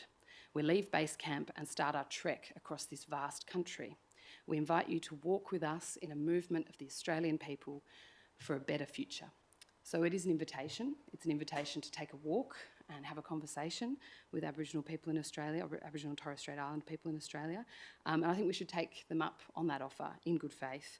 And the draft wording that's actually been proposed is, and again, people should look at that. This argument that we don't have enough information, there's not enough detail, is complete rubbish. There is plenty of detail. There are hundreds of pages of reports over the last decade on this issue. So all you have to do is start Googling. But what is actually quite beautiful about the draft wording that may or may not be put to Australia in a referenda, is that there shall be a body, right? A body, an entity to be called the Aboriginal and Torres Strait Islander Voice. And Aboriginal and Torres Strait Islander the Voice may then make representations to Parliament and the Executive Government on matters relating to Aboriginal and Torres Strait Islander peoples.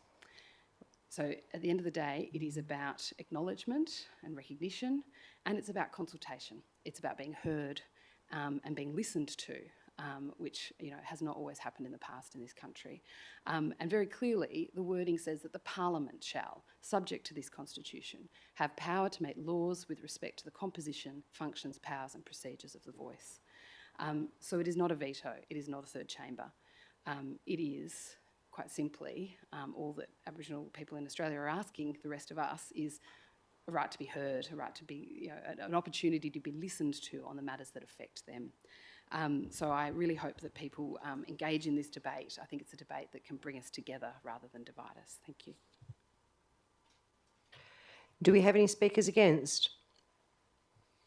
Councillor Sutherland.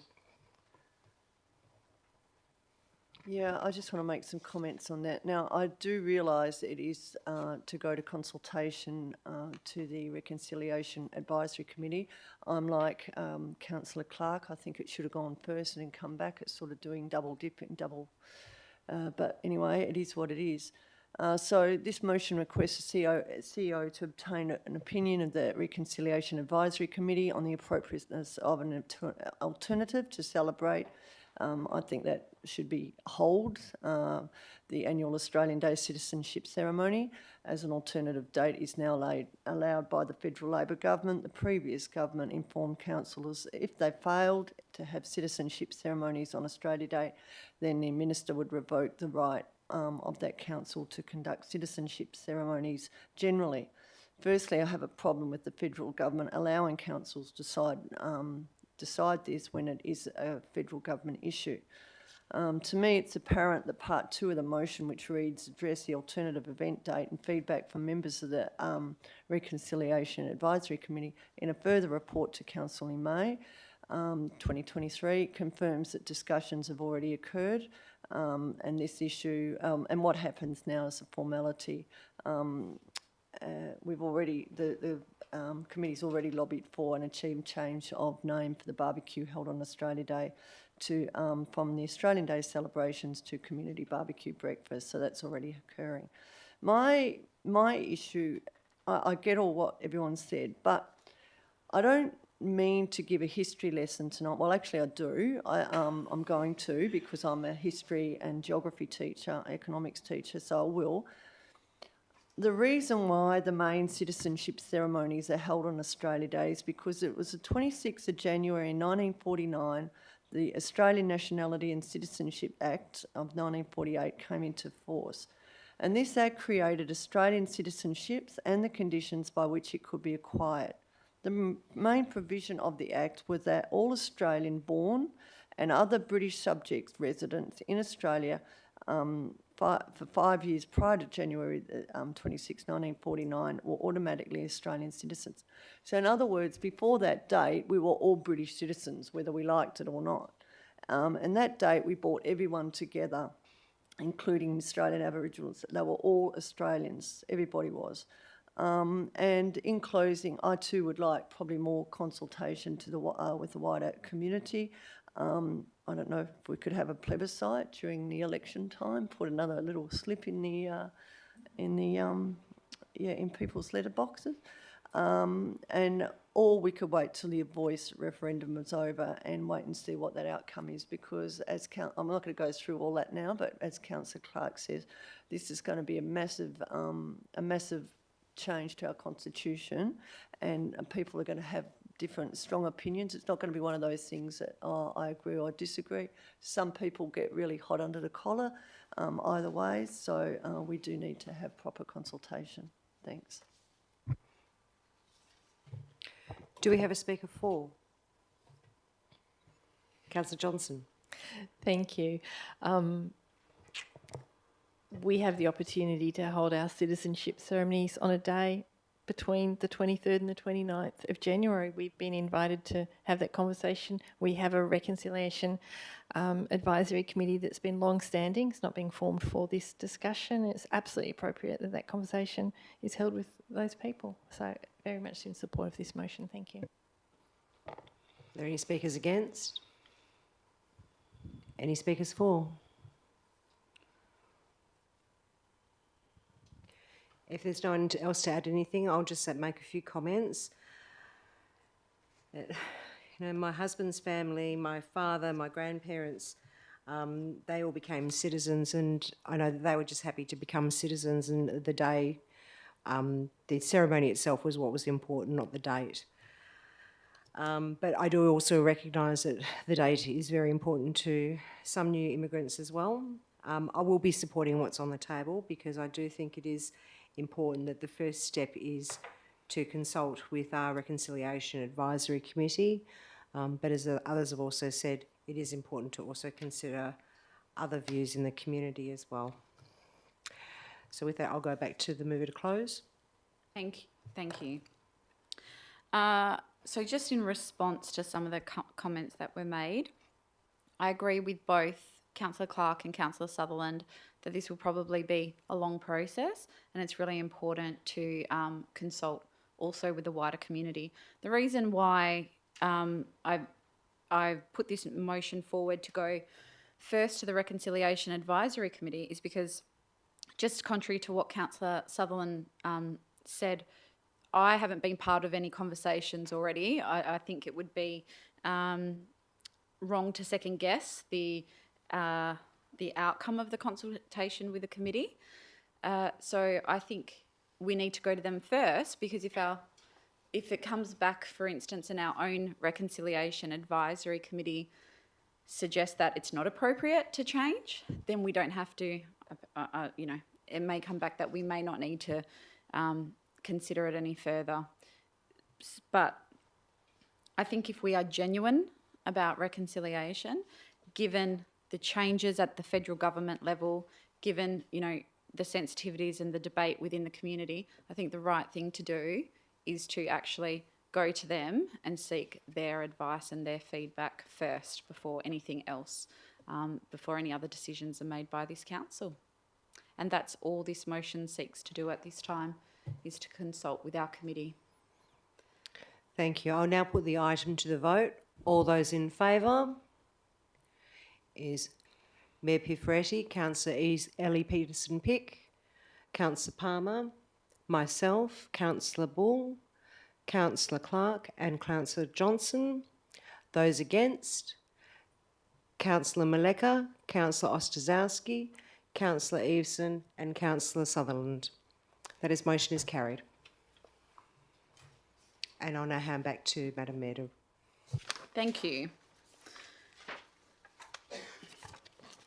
So we now move on to item 11.2, Councillor Bull, participatory budgeting. Do you want me to read it out? Yes. Sure. The Council requests the Chief Executive Officer to include in the draft budget for the 2023-24, in the draft budget for 2023-24, the reintroduction of participatory budgeting to be undertaken in that financial year to help inform preparation of the 2024-25 budget for further consideration by the Council as part of the annual business planning and budgeting process. Do I have a seconder? Councillor Clark. Councillor Bull. Thanks. Back in 2018-19, following a motion presented by Councillor Clark, Council decided to undertake participatory budgeting to help inform the city's 2019-20 operating budget. At the time, Council's decision was groundbreaking, transparent and inclusive. The process actively involved locals within our community to get involved in helping form that year's budget. While it had its challenges, it was overwhelmingly successful. It was a progressive measure that actively placed our residents at the centre of the decision-making. Given its success, I was hopeful that Council would embed this more transparent and inclusive approach to budgeting and do it again. Unfortunately, though, last year, the majority of councillors resolved not to do it. So while I accept that decision, I believe there is an opportunity to once again raise the transparency bar, raise the bar on inclusion and democracy, and bring back participatory budgeting. Yes, it is bold, but a progressive local government makes bold decisions to do things for our community, not stop them. And yes, it may be hard, but all the more reason to do it. I believe this council can be progressive. It has a decades-long track record of doing bold things for our community, and here is an opportunity to show that we are still progressive and that we're working for you and with you. And so I urge councillors to support my motion tonight. Thank you. Councillor Clark. Excuse me. Thank you, Mayor. I think years ago, when participatory budgeting was first brought into this chamber, and it was, it was the first time that we had done it. Probably, to some degree, the first time that it had been done in WA. I said in my speech that the way that this would fail is if we did it once and never again. And that's because of all the research and reading that I'd done showed that there is a tendency for that to happen with this sort of initiative. It's been done around the world. It's a form of deliberative democracy. It's a way of listening to people, listening to them really closely and carefully at a really grassroots level. And so the issue is if you don't keep doing it, it doesn't then become part of how you budget. It doesn't become part of how you do it, how you engage with your community on a regular basis and how you listen. And the other thing is we actually built this into our strategic budget policy. So if you go onto the city's website and look up our strategic budget policy, which was last updated on the 28th of June 2022, the scope in item 2 says that the budget will be prepared in a 2-yearly participatory cycle where year 1 will involve full community engagement and consultation, and year 2 will be informed by the data collected during year 1 engagement and consultation process. We built into our policies an express understanding that we would do this on a cyclical basis. We would keep doing this. And I think that's really important. So I would really encourage councillors to think about us continuing to build this into our systems. I think it produces better budget outcomes. I've sat through a lot of budget workshops in almost 6 years on council now. And what it does is provides additional information. You sit there with the WOLGA data and the CPI and any other economic data you can find out of Treasury and from economists around the world and in WA. it actually provides the localised data about what people want and how much they want to be taxed, and what they're willing, and then what they want that tax to be spent on. There was a comment from the floor, and happy to, obviously have this. There was a comment from the audience, the public gallery, thank you, about not having faith in a team, and does it mean that you're sort of essentially outsourcing your job? I don't think that's the case. I think what it did was it built additional information and feedback, like a really positive feedback loop into the system. At the end of the day, the buck still stops with us. We sit around this table, we're elected, we make the final decision on what's in the budget. We make the final decision on how much is taxed, right? And at the end of the day, we've got to make it work economically as well. That is on us, and that is on the leadership team that is in place at any given point in time within the city, and within the council in terms of the mayor and deputy mayor. So I do have faith in the job particularly of the city and their expertise. But at the end of the day, this enables us to listen on the ground and build that into our budget. Thank you. Would anyone like to speak against? I have a question for the mover and subsequently the seconder as well. Just if they would consider an amendment given the report from being informed the preparation of the 24-25 budget to the 25-26 budget.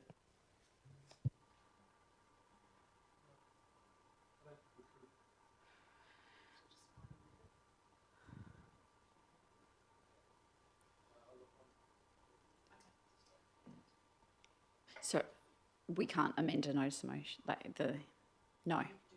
Yeah, but we're not going to debate the amendment. Yeah.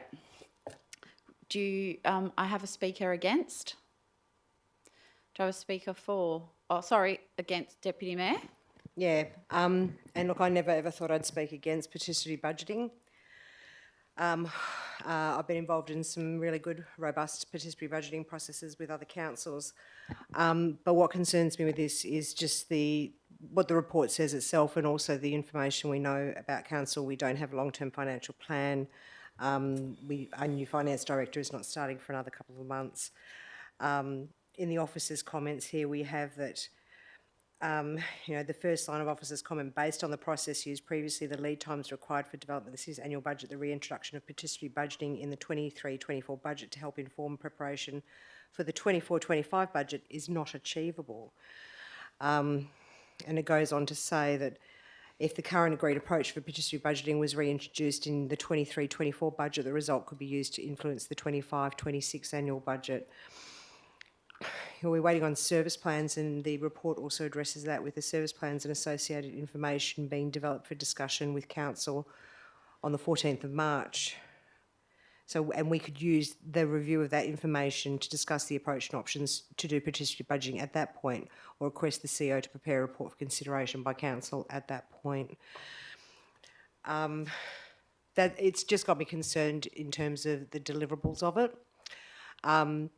And I suppose I don't feel that the process that we went through the first time was entirely as successful as what I think it could have been. When I look at the statistics from it for the final panel, there was 31 people who saw it through to the end. Out of the 19 project areas, in a nutshell, to condense it, we listened to 58% of the feedback, and all of that was in terms of every single one of those was to maintain a service. 42% of the time, 42% of those, so 8 of the 19, we didn't listen to the community feedback on that, which was either increase, decrease. We just maintained. And in some cases, when they asked to decrease, we increased. So I think if we do go down the path again, it has to be a much more robust process than what we did. And I'll reiterate, like I did back at that time as well, is that, a few years previous to us, the City of Greater Geraldton had done a really deep dive participatory budgeting process, and other councils had done different versions of it. But I still hold up the City of Greater Geraldton as their process being the one that we should be looking to emulate. Thank you. Do I have anyone speaking for? Councillor Palmer? Just very briefly, I feel that the participatory budgeting is an outstanding form of workshop of the people. We're very quick to have, consultations on this street, that street, puppet shows and God knows what. And here's the most important one of the lot, the budgets. And we're saying that it's no good. Nothing's perfect in life, and I'm sure we'll improve on the previous participatory budgeting, but it was a very successful one. They actually came out with a higher percentage for the rates, and we lowered it. But the point is, their voice was there. We listened, and we accepted and changed where we thought we could. And that's what we did, and I think it worked. Just giving people that opportunity, and in the most important workshop of all, the budget. Thank you. Thank you. Anyone speaking against? Councillor Maleka? Look, I've also done a bit of reading on this myself. And from what I've seen and from the officer's report, I think it sounds like it's good in theory more than it is in practice. It's such a small cross-section of our community. And, in my opinion, I believe that if we're reintroducing the participatory budget, it's a bit of a flippant method of making the community feel as though they are contributing to a decision-making process. We're the ones that get all of the data, we're the ones that get all of the information to help us make informed financial decisions for the budget. And in my opinion, I feel it's quite a superficial source of information that the participatory budget will be providing to those involved. So I also think there's other cost-effective means that the city already undertakes to engage with our community to gain the kind of information to achieve transparency. So I won't be supporting this motion. Thank you. Would anyone like to speak for? Councillor Johnson. Thank you. It was a joy to observe the last participatory budgeting process. It was award-winning. It was a big, deep dive. It had lots of data that was gathered beforehand in lots of little surveys and sort of all built into this big collection of data. And it was such a positive experience. We had a presentation, councillors that were there had a presentation from the members that sweated it out for, I can't remember, someone will remind me, it was over weekends. It was a really long process, and the community members who were involved were truly committed to that process, and it was very positive. The budget is, and I think it's been alluded to before, it's the biggest thing we do every year, and it is really the way that we traditionally do it is very not transparent at all. We get the consolidated budget papers that go out to the community for, they're in the public arena for a week or two before we have our special council meeting and adopt the budget. This is an opportunity to really tease things out. It's not someone else doing our job for us. It is a chance for people to sort of really sort of feedback and engage with it. The way we did it was amazing, and we thought we would do it. At that time, we thought that we would continue doing it, and had budgeted in subsequent years to do that. It's disappointing that we weren't able to continue it, and I just think it had so much value and confidence to our decision making. I really think it'd be great to do it again. Thank you. Anyone speaking against? Councillor Eveson. Should I go? Councillor Sutherland. Okay, look, I'm not supporting this. While I think in theory it's a good idea, I'm going to give another history lesson since I'm in the mood to give history lessons. It will cost, it does cost money, and I just find that we were elected to, on behalf of the people, to make these decisions.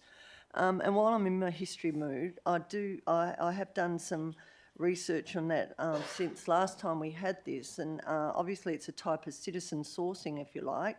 It came about from the city Porto Alegre in Brazil in the 80s, and it came about because it was designed to involve those left out of traditional methods of public engagement, so lower income earners, non-citizens, someone that hasn't, and the young. So those marginalised people, and that city's got about 1 million people, so that whole city did that. And I suppose it worked well there, but and then you bring it over to Perth. We've got different institutions, different ways of doing things. And I think we've got enough community groups. I feel happy when I look at the budget and I put my case forward, and I'm sure all of you do. Community groups are happy to come forward when they need money. They know who to look for, mostly. And we also have other advisory groups. We've got groups for the young. We've got groups for seniors. We've got diversity groups. We do our bit to look after those more marginalised people in the city. So I'm happy to let things go at the moment. We've just got so much on with our money situation at the moment. I don't think we need to do this. Thank you. Anyone speaking for? Anyone against? Yeah, and I'll keep it fairly Councillor quick. Eveson? Yeah, thank you. Look, I was generally surprised to see this motion for three key reasons. The city's financial situation, the available resources at the city at the moment in the finance area, and I guess priorities on regards to cost and spend. So the city's financial situation is well understood by council, and we've already kicked into budget workshops that have already commenced. And whilst I can't speak about the content of the workshops, it's pretty clear that the focus is on rebuilding a sustainable financial position for the city. It's front and centre. It's been the focus since I was elected in 21, and it's going to continue to need to be the focus for many more years to come.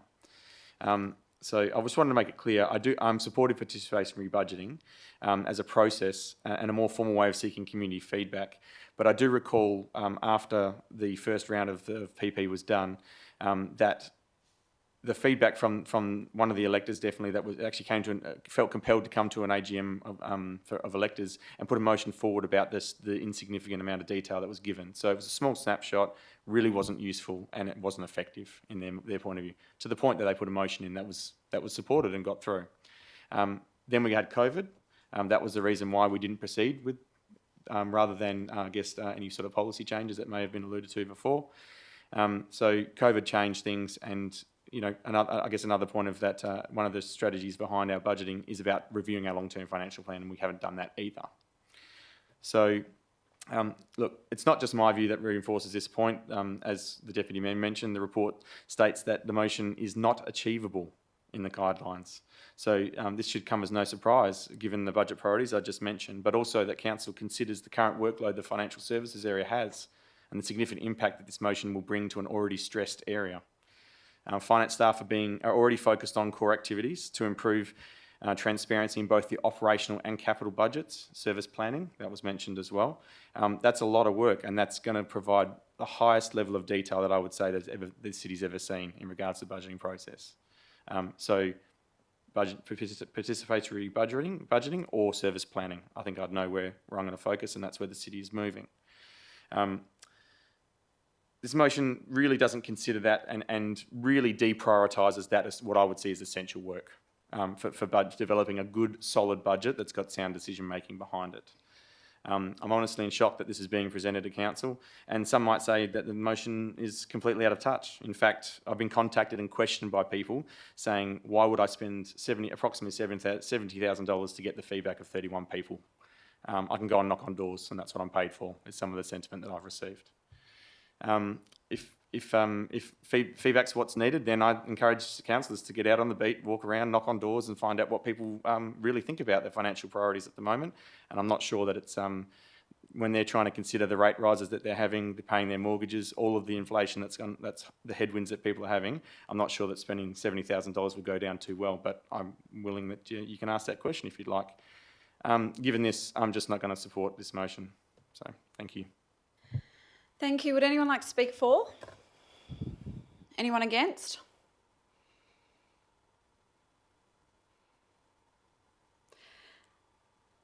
Okay, I will just say a few words. Councillors, we need to first go through the council-led business planning process, including putting in place a long-term financial plan and service plans, which will provide us an understanding of the costs of our projects and services. This needs to be our priority, 100%. We will not be able to turn around the financial challenges this city is facing without being 100% committed to finalising this business planning process.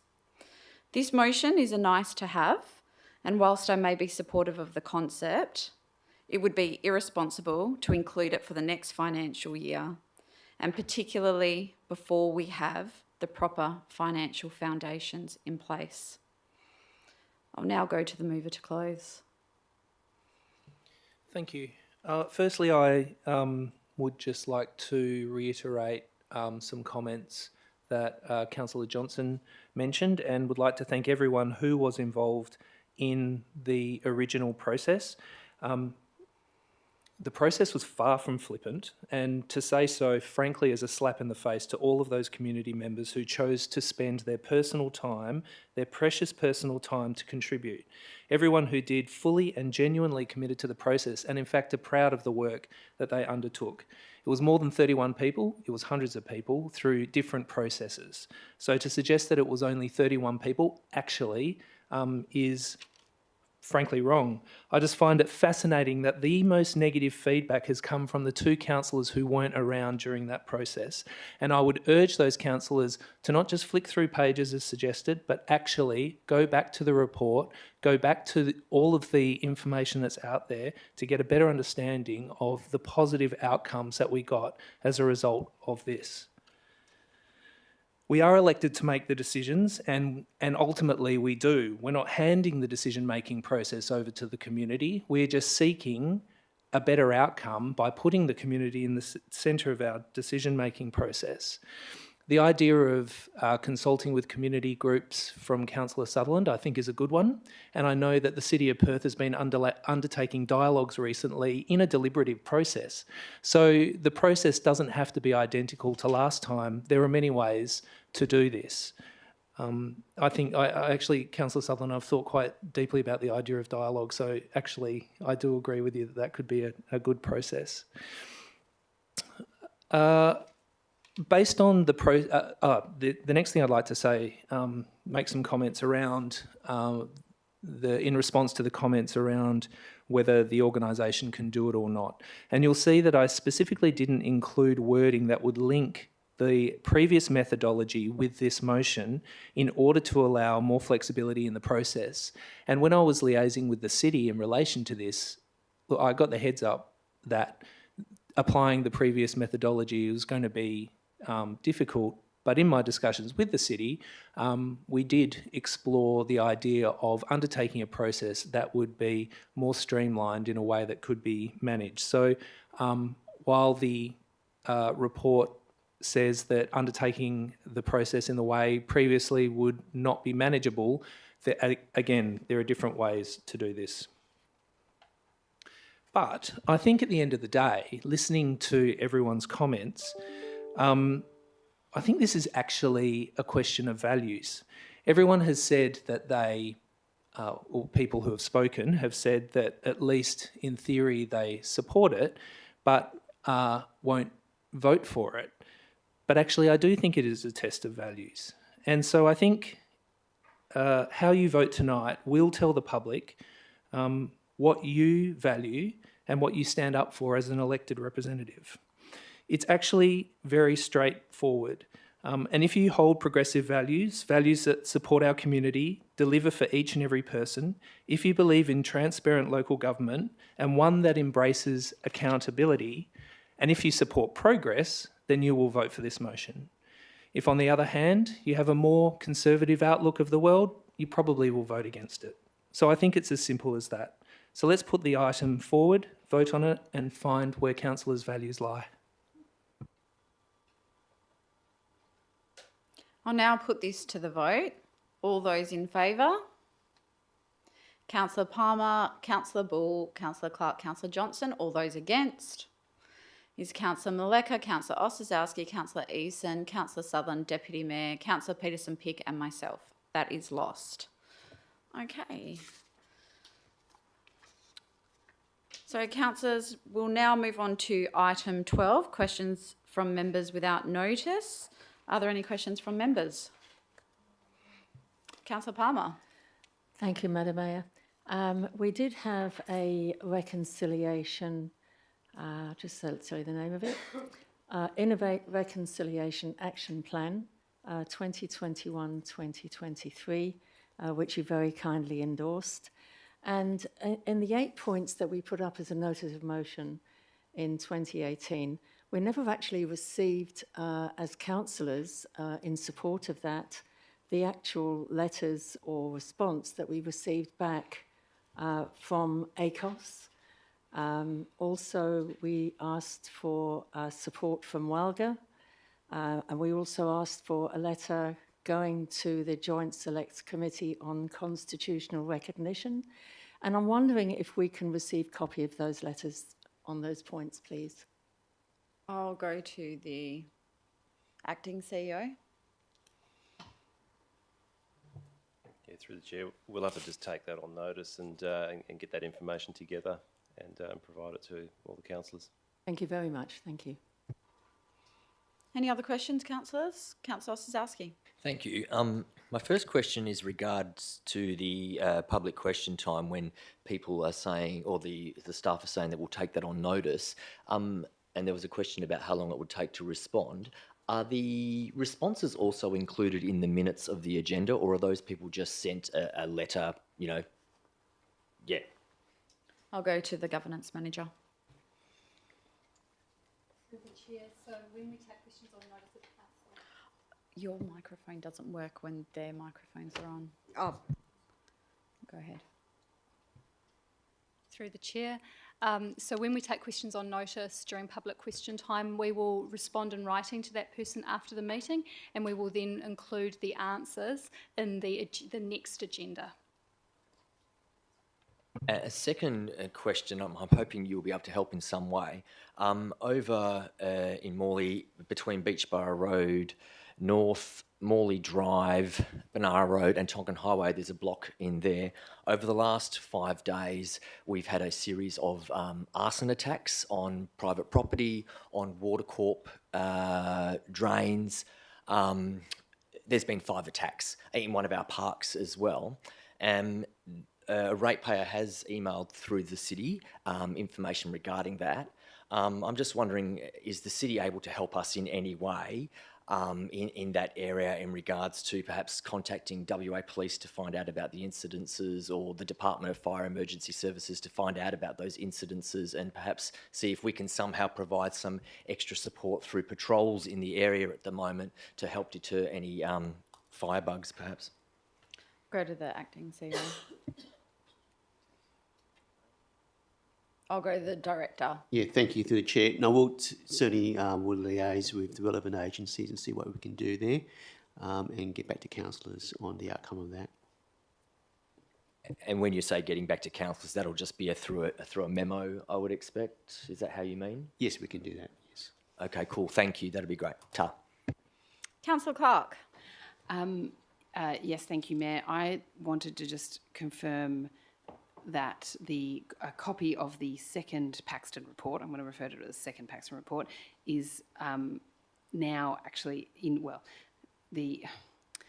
it's referred to in the upcoming Audit and Risk Management Committee agenda. I just want to confirm that that's correct, and that then obviously everyone around this table can have an opportunity to read that report and be aware of that report, just as they were and should have been the last time. I'll go to the governance manager. Through the chair, yes, the Audit and Risk Committee papers have been released today, and the Paxton report has been provided to the Audit and Risk Management Committee and is available to all councillors as a confidential attachment. The committee will then make a recommendation to council, and it will come to council. Sorry, just to follow up. So just to be clear, can we distinguish between the second Paxton report as opposed to the first one that was received by City and Council earlier in the... Yeah. Through the chair, I'm referring to the 2022 Paxton report. Sorry, and so that first Paxton report is publicly available, is my understanding. Through the chair, it's my understanding that the Paxton report 2020 has been available on our is available on our website and remains available on our website. Deputy Mayor. Thank you. We recently received a memorandum about, with its contents about the estimated cost for running the 2023 election. I'm not going to say the cost now, but I just want to know, is the contents in there confidential for the cost of it? I'll go to the director or acting CEO. Who's responsible for that one? Acting CEO Might have to be Alan. or director? Thank you, through you, Chair. The cost of the election is included in the draft budget, so we have included it in the draft budget, and that will obviously come to council as part of the budget deliberations and will be presumably approved when we consider the budget at council. No, I suppose my question is that the amount that is in there, can I discuss that publicly or with anyone that's not around this table, or is the contents of that confidential? Go to the director. Through you, Mayor, we'll probably take that on notice. I'm not sure whether it is confidential. Clearly, we get a quote, I'd assume, from the Electoral Commission. So, but I'll come back to council on that. Thank you. Any other questions? Councillor Eason. Yeah, I just got three. So just wanted to see if there was any further updates regarding proposed refurbishments at the Galleria. Have we heard anything else? I'll go to the director. Yeah, thank you. Through the chair, the city understands that Galleria's owners, operators, Vicinity will be issuing a media statement regarding the next stage of their proposed redevelopment works on the 7th of March this year. Okay, cool. Thank you. That's good news. So I continue to be troubled by some information around non-compliance issues in the Bayswater Industrial Area. Can the city provide some details regarding the feedback to the community safety and crime prevention plan from these stakeholders? It was mentioned that they were going to be specifically engaged. I'll go to the director. Through the chair, yeah, I'll need to take that notice and get more details to the extent. I know there's a survey out there that's currently happening, but how it relates to the businesses in that area, I'll need to take that on notice.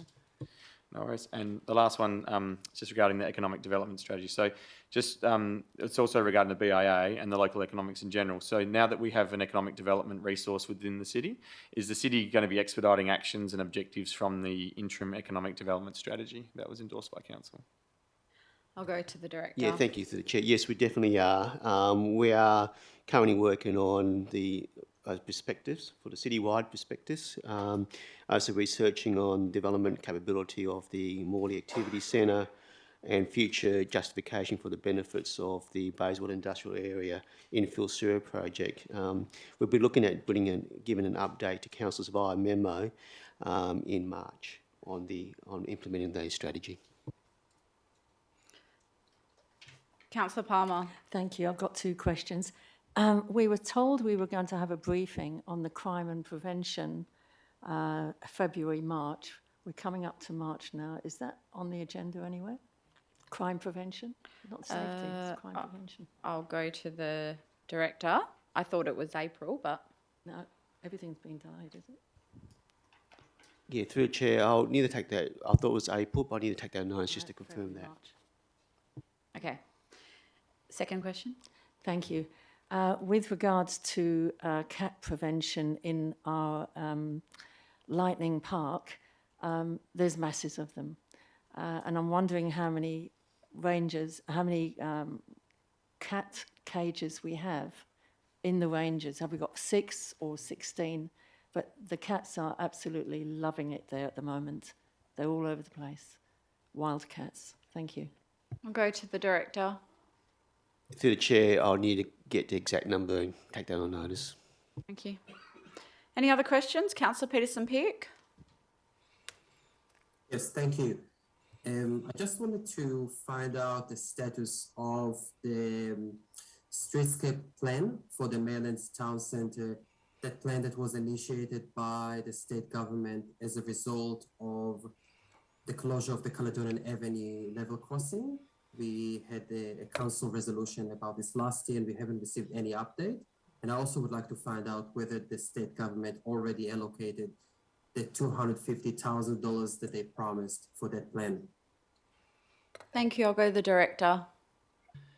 Yeah, through the chair. Firstly, I'm not aware if we've received any formal advice that that funding has been allocated. As you may recall, they were seeking 50-50 funding contributions and council wasn't prepared to match that funding contribution, so we haven't received any formal advice to say that that money is available. In terms of streetscape design, there has been some work done in terms of a healthy streets workshop that was facilitated by Main Roads late last year, that went through, a consultant from the UK came out and we went through a process of identifying potential improvements on all the streets through there. A report on that has just been received in the last week or so and will be considered, I believe, at the next community reference group meeting for Maylands. So just a follow-up question. So is the director saying that the city is aware that the state government are not planning to provide us with the $250,000 that they promised? I'm very happy to take it on notice. No, through the chair, I didn't say we were aware that they weren't giving us the money or providing the money. I said that I wasn't aware that they were, so they haven't advised if they are or aren't at this stage. Okay, so can the city check what happened to the money and what the status of the money and advise us, please? Through the chair, we have checked and we will check again as requested, but the previous advice was that it was with the Minister for consideration. Okay, so we will get a response what happened to the money after the city will check it. So we will be able to advise residents and businesses.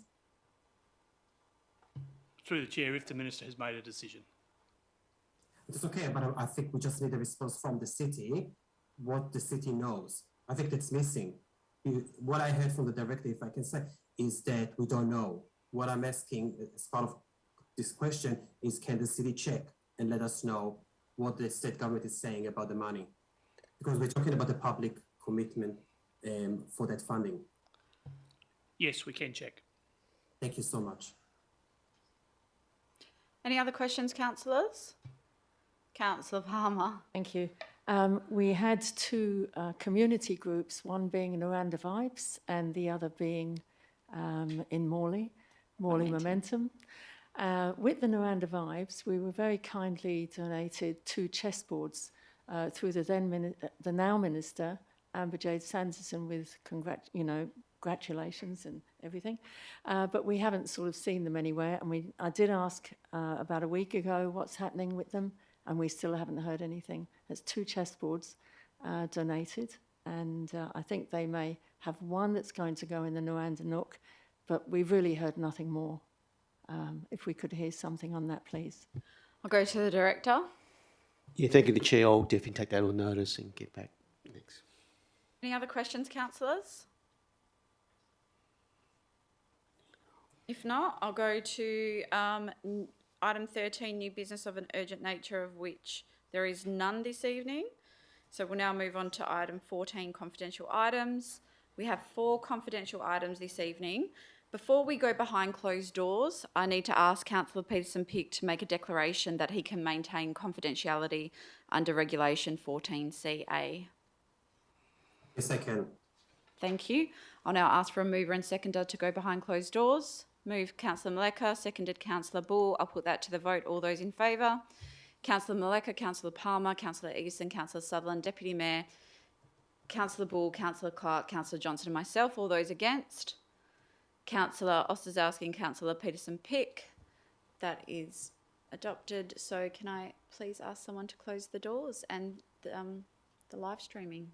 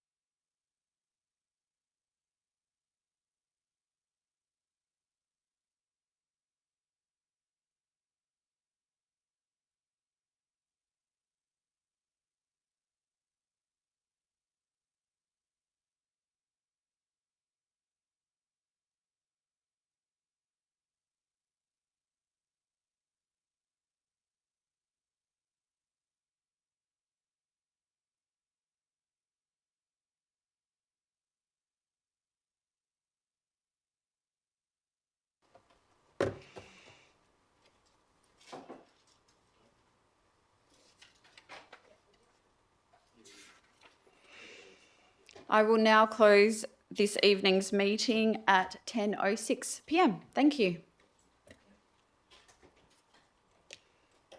No, I don't. Okay. Thank you.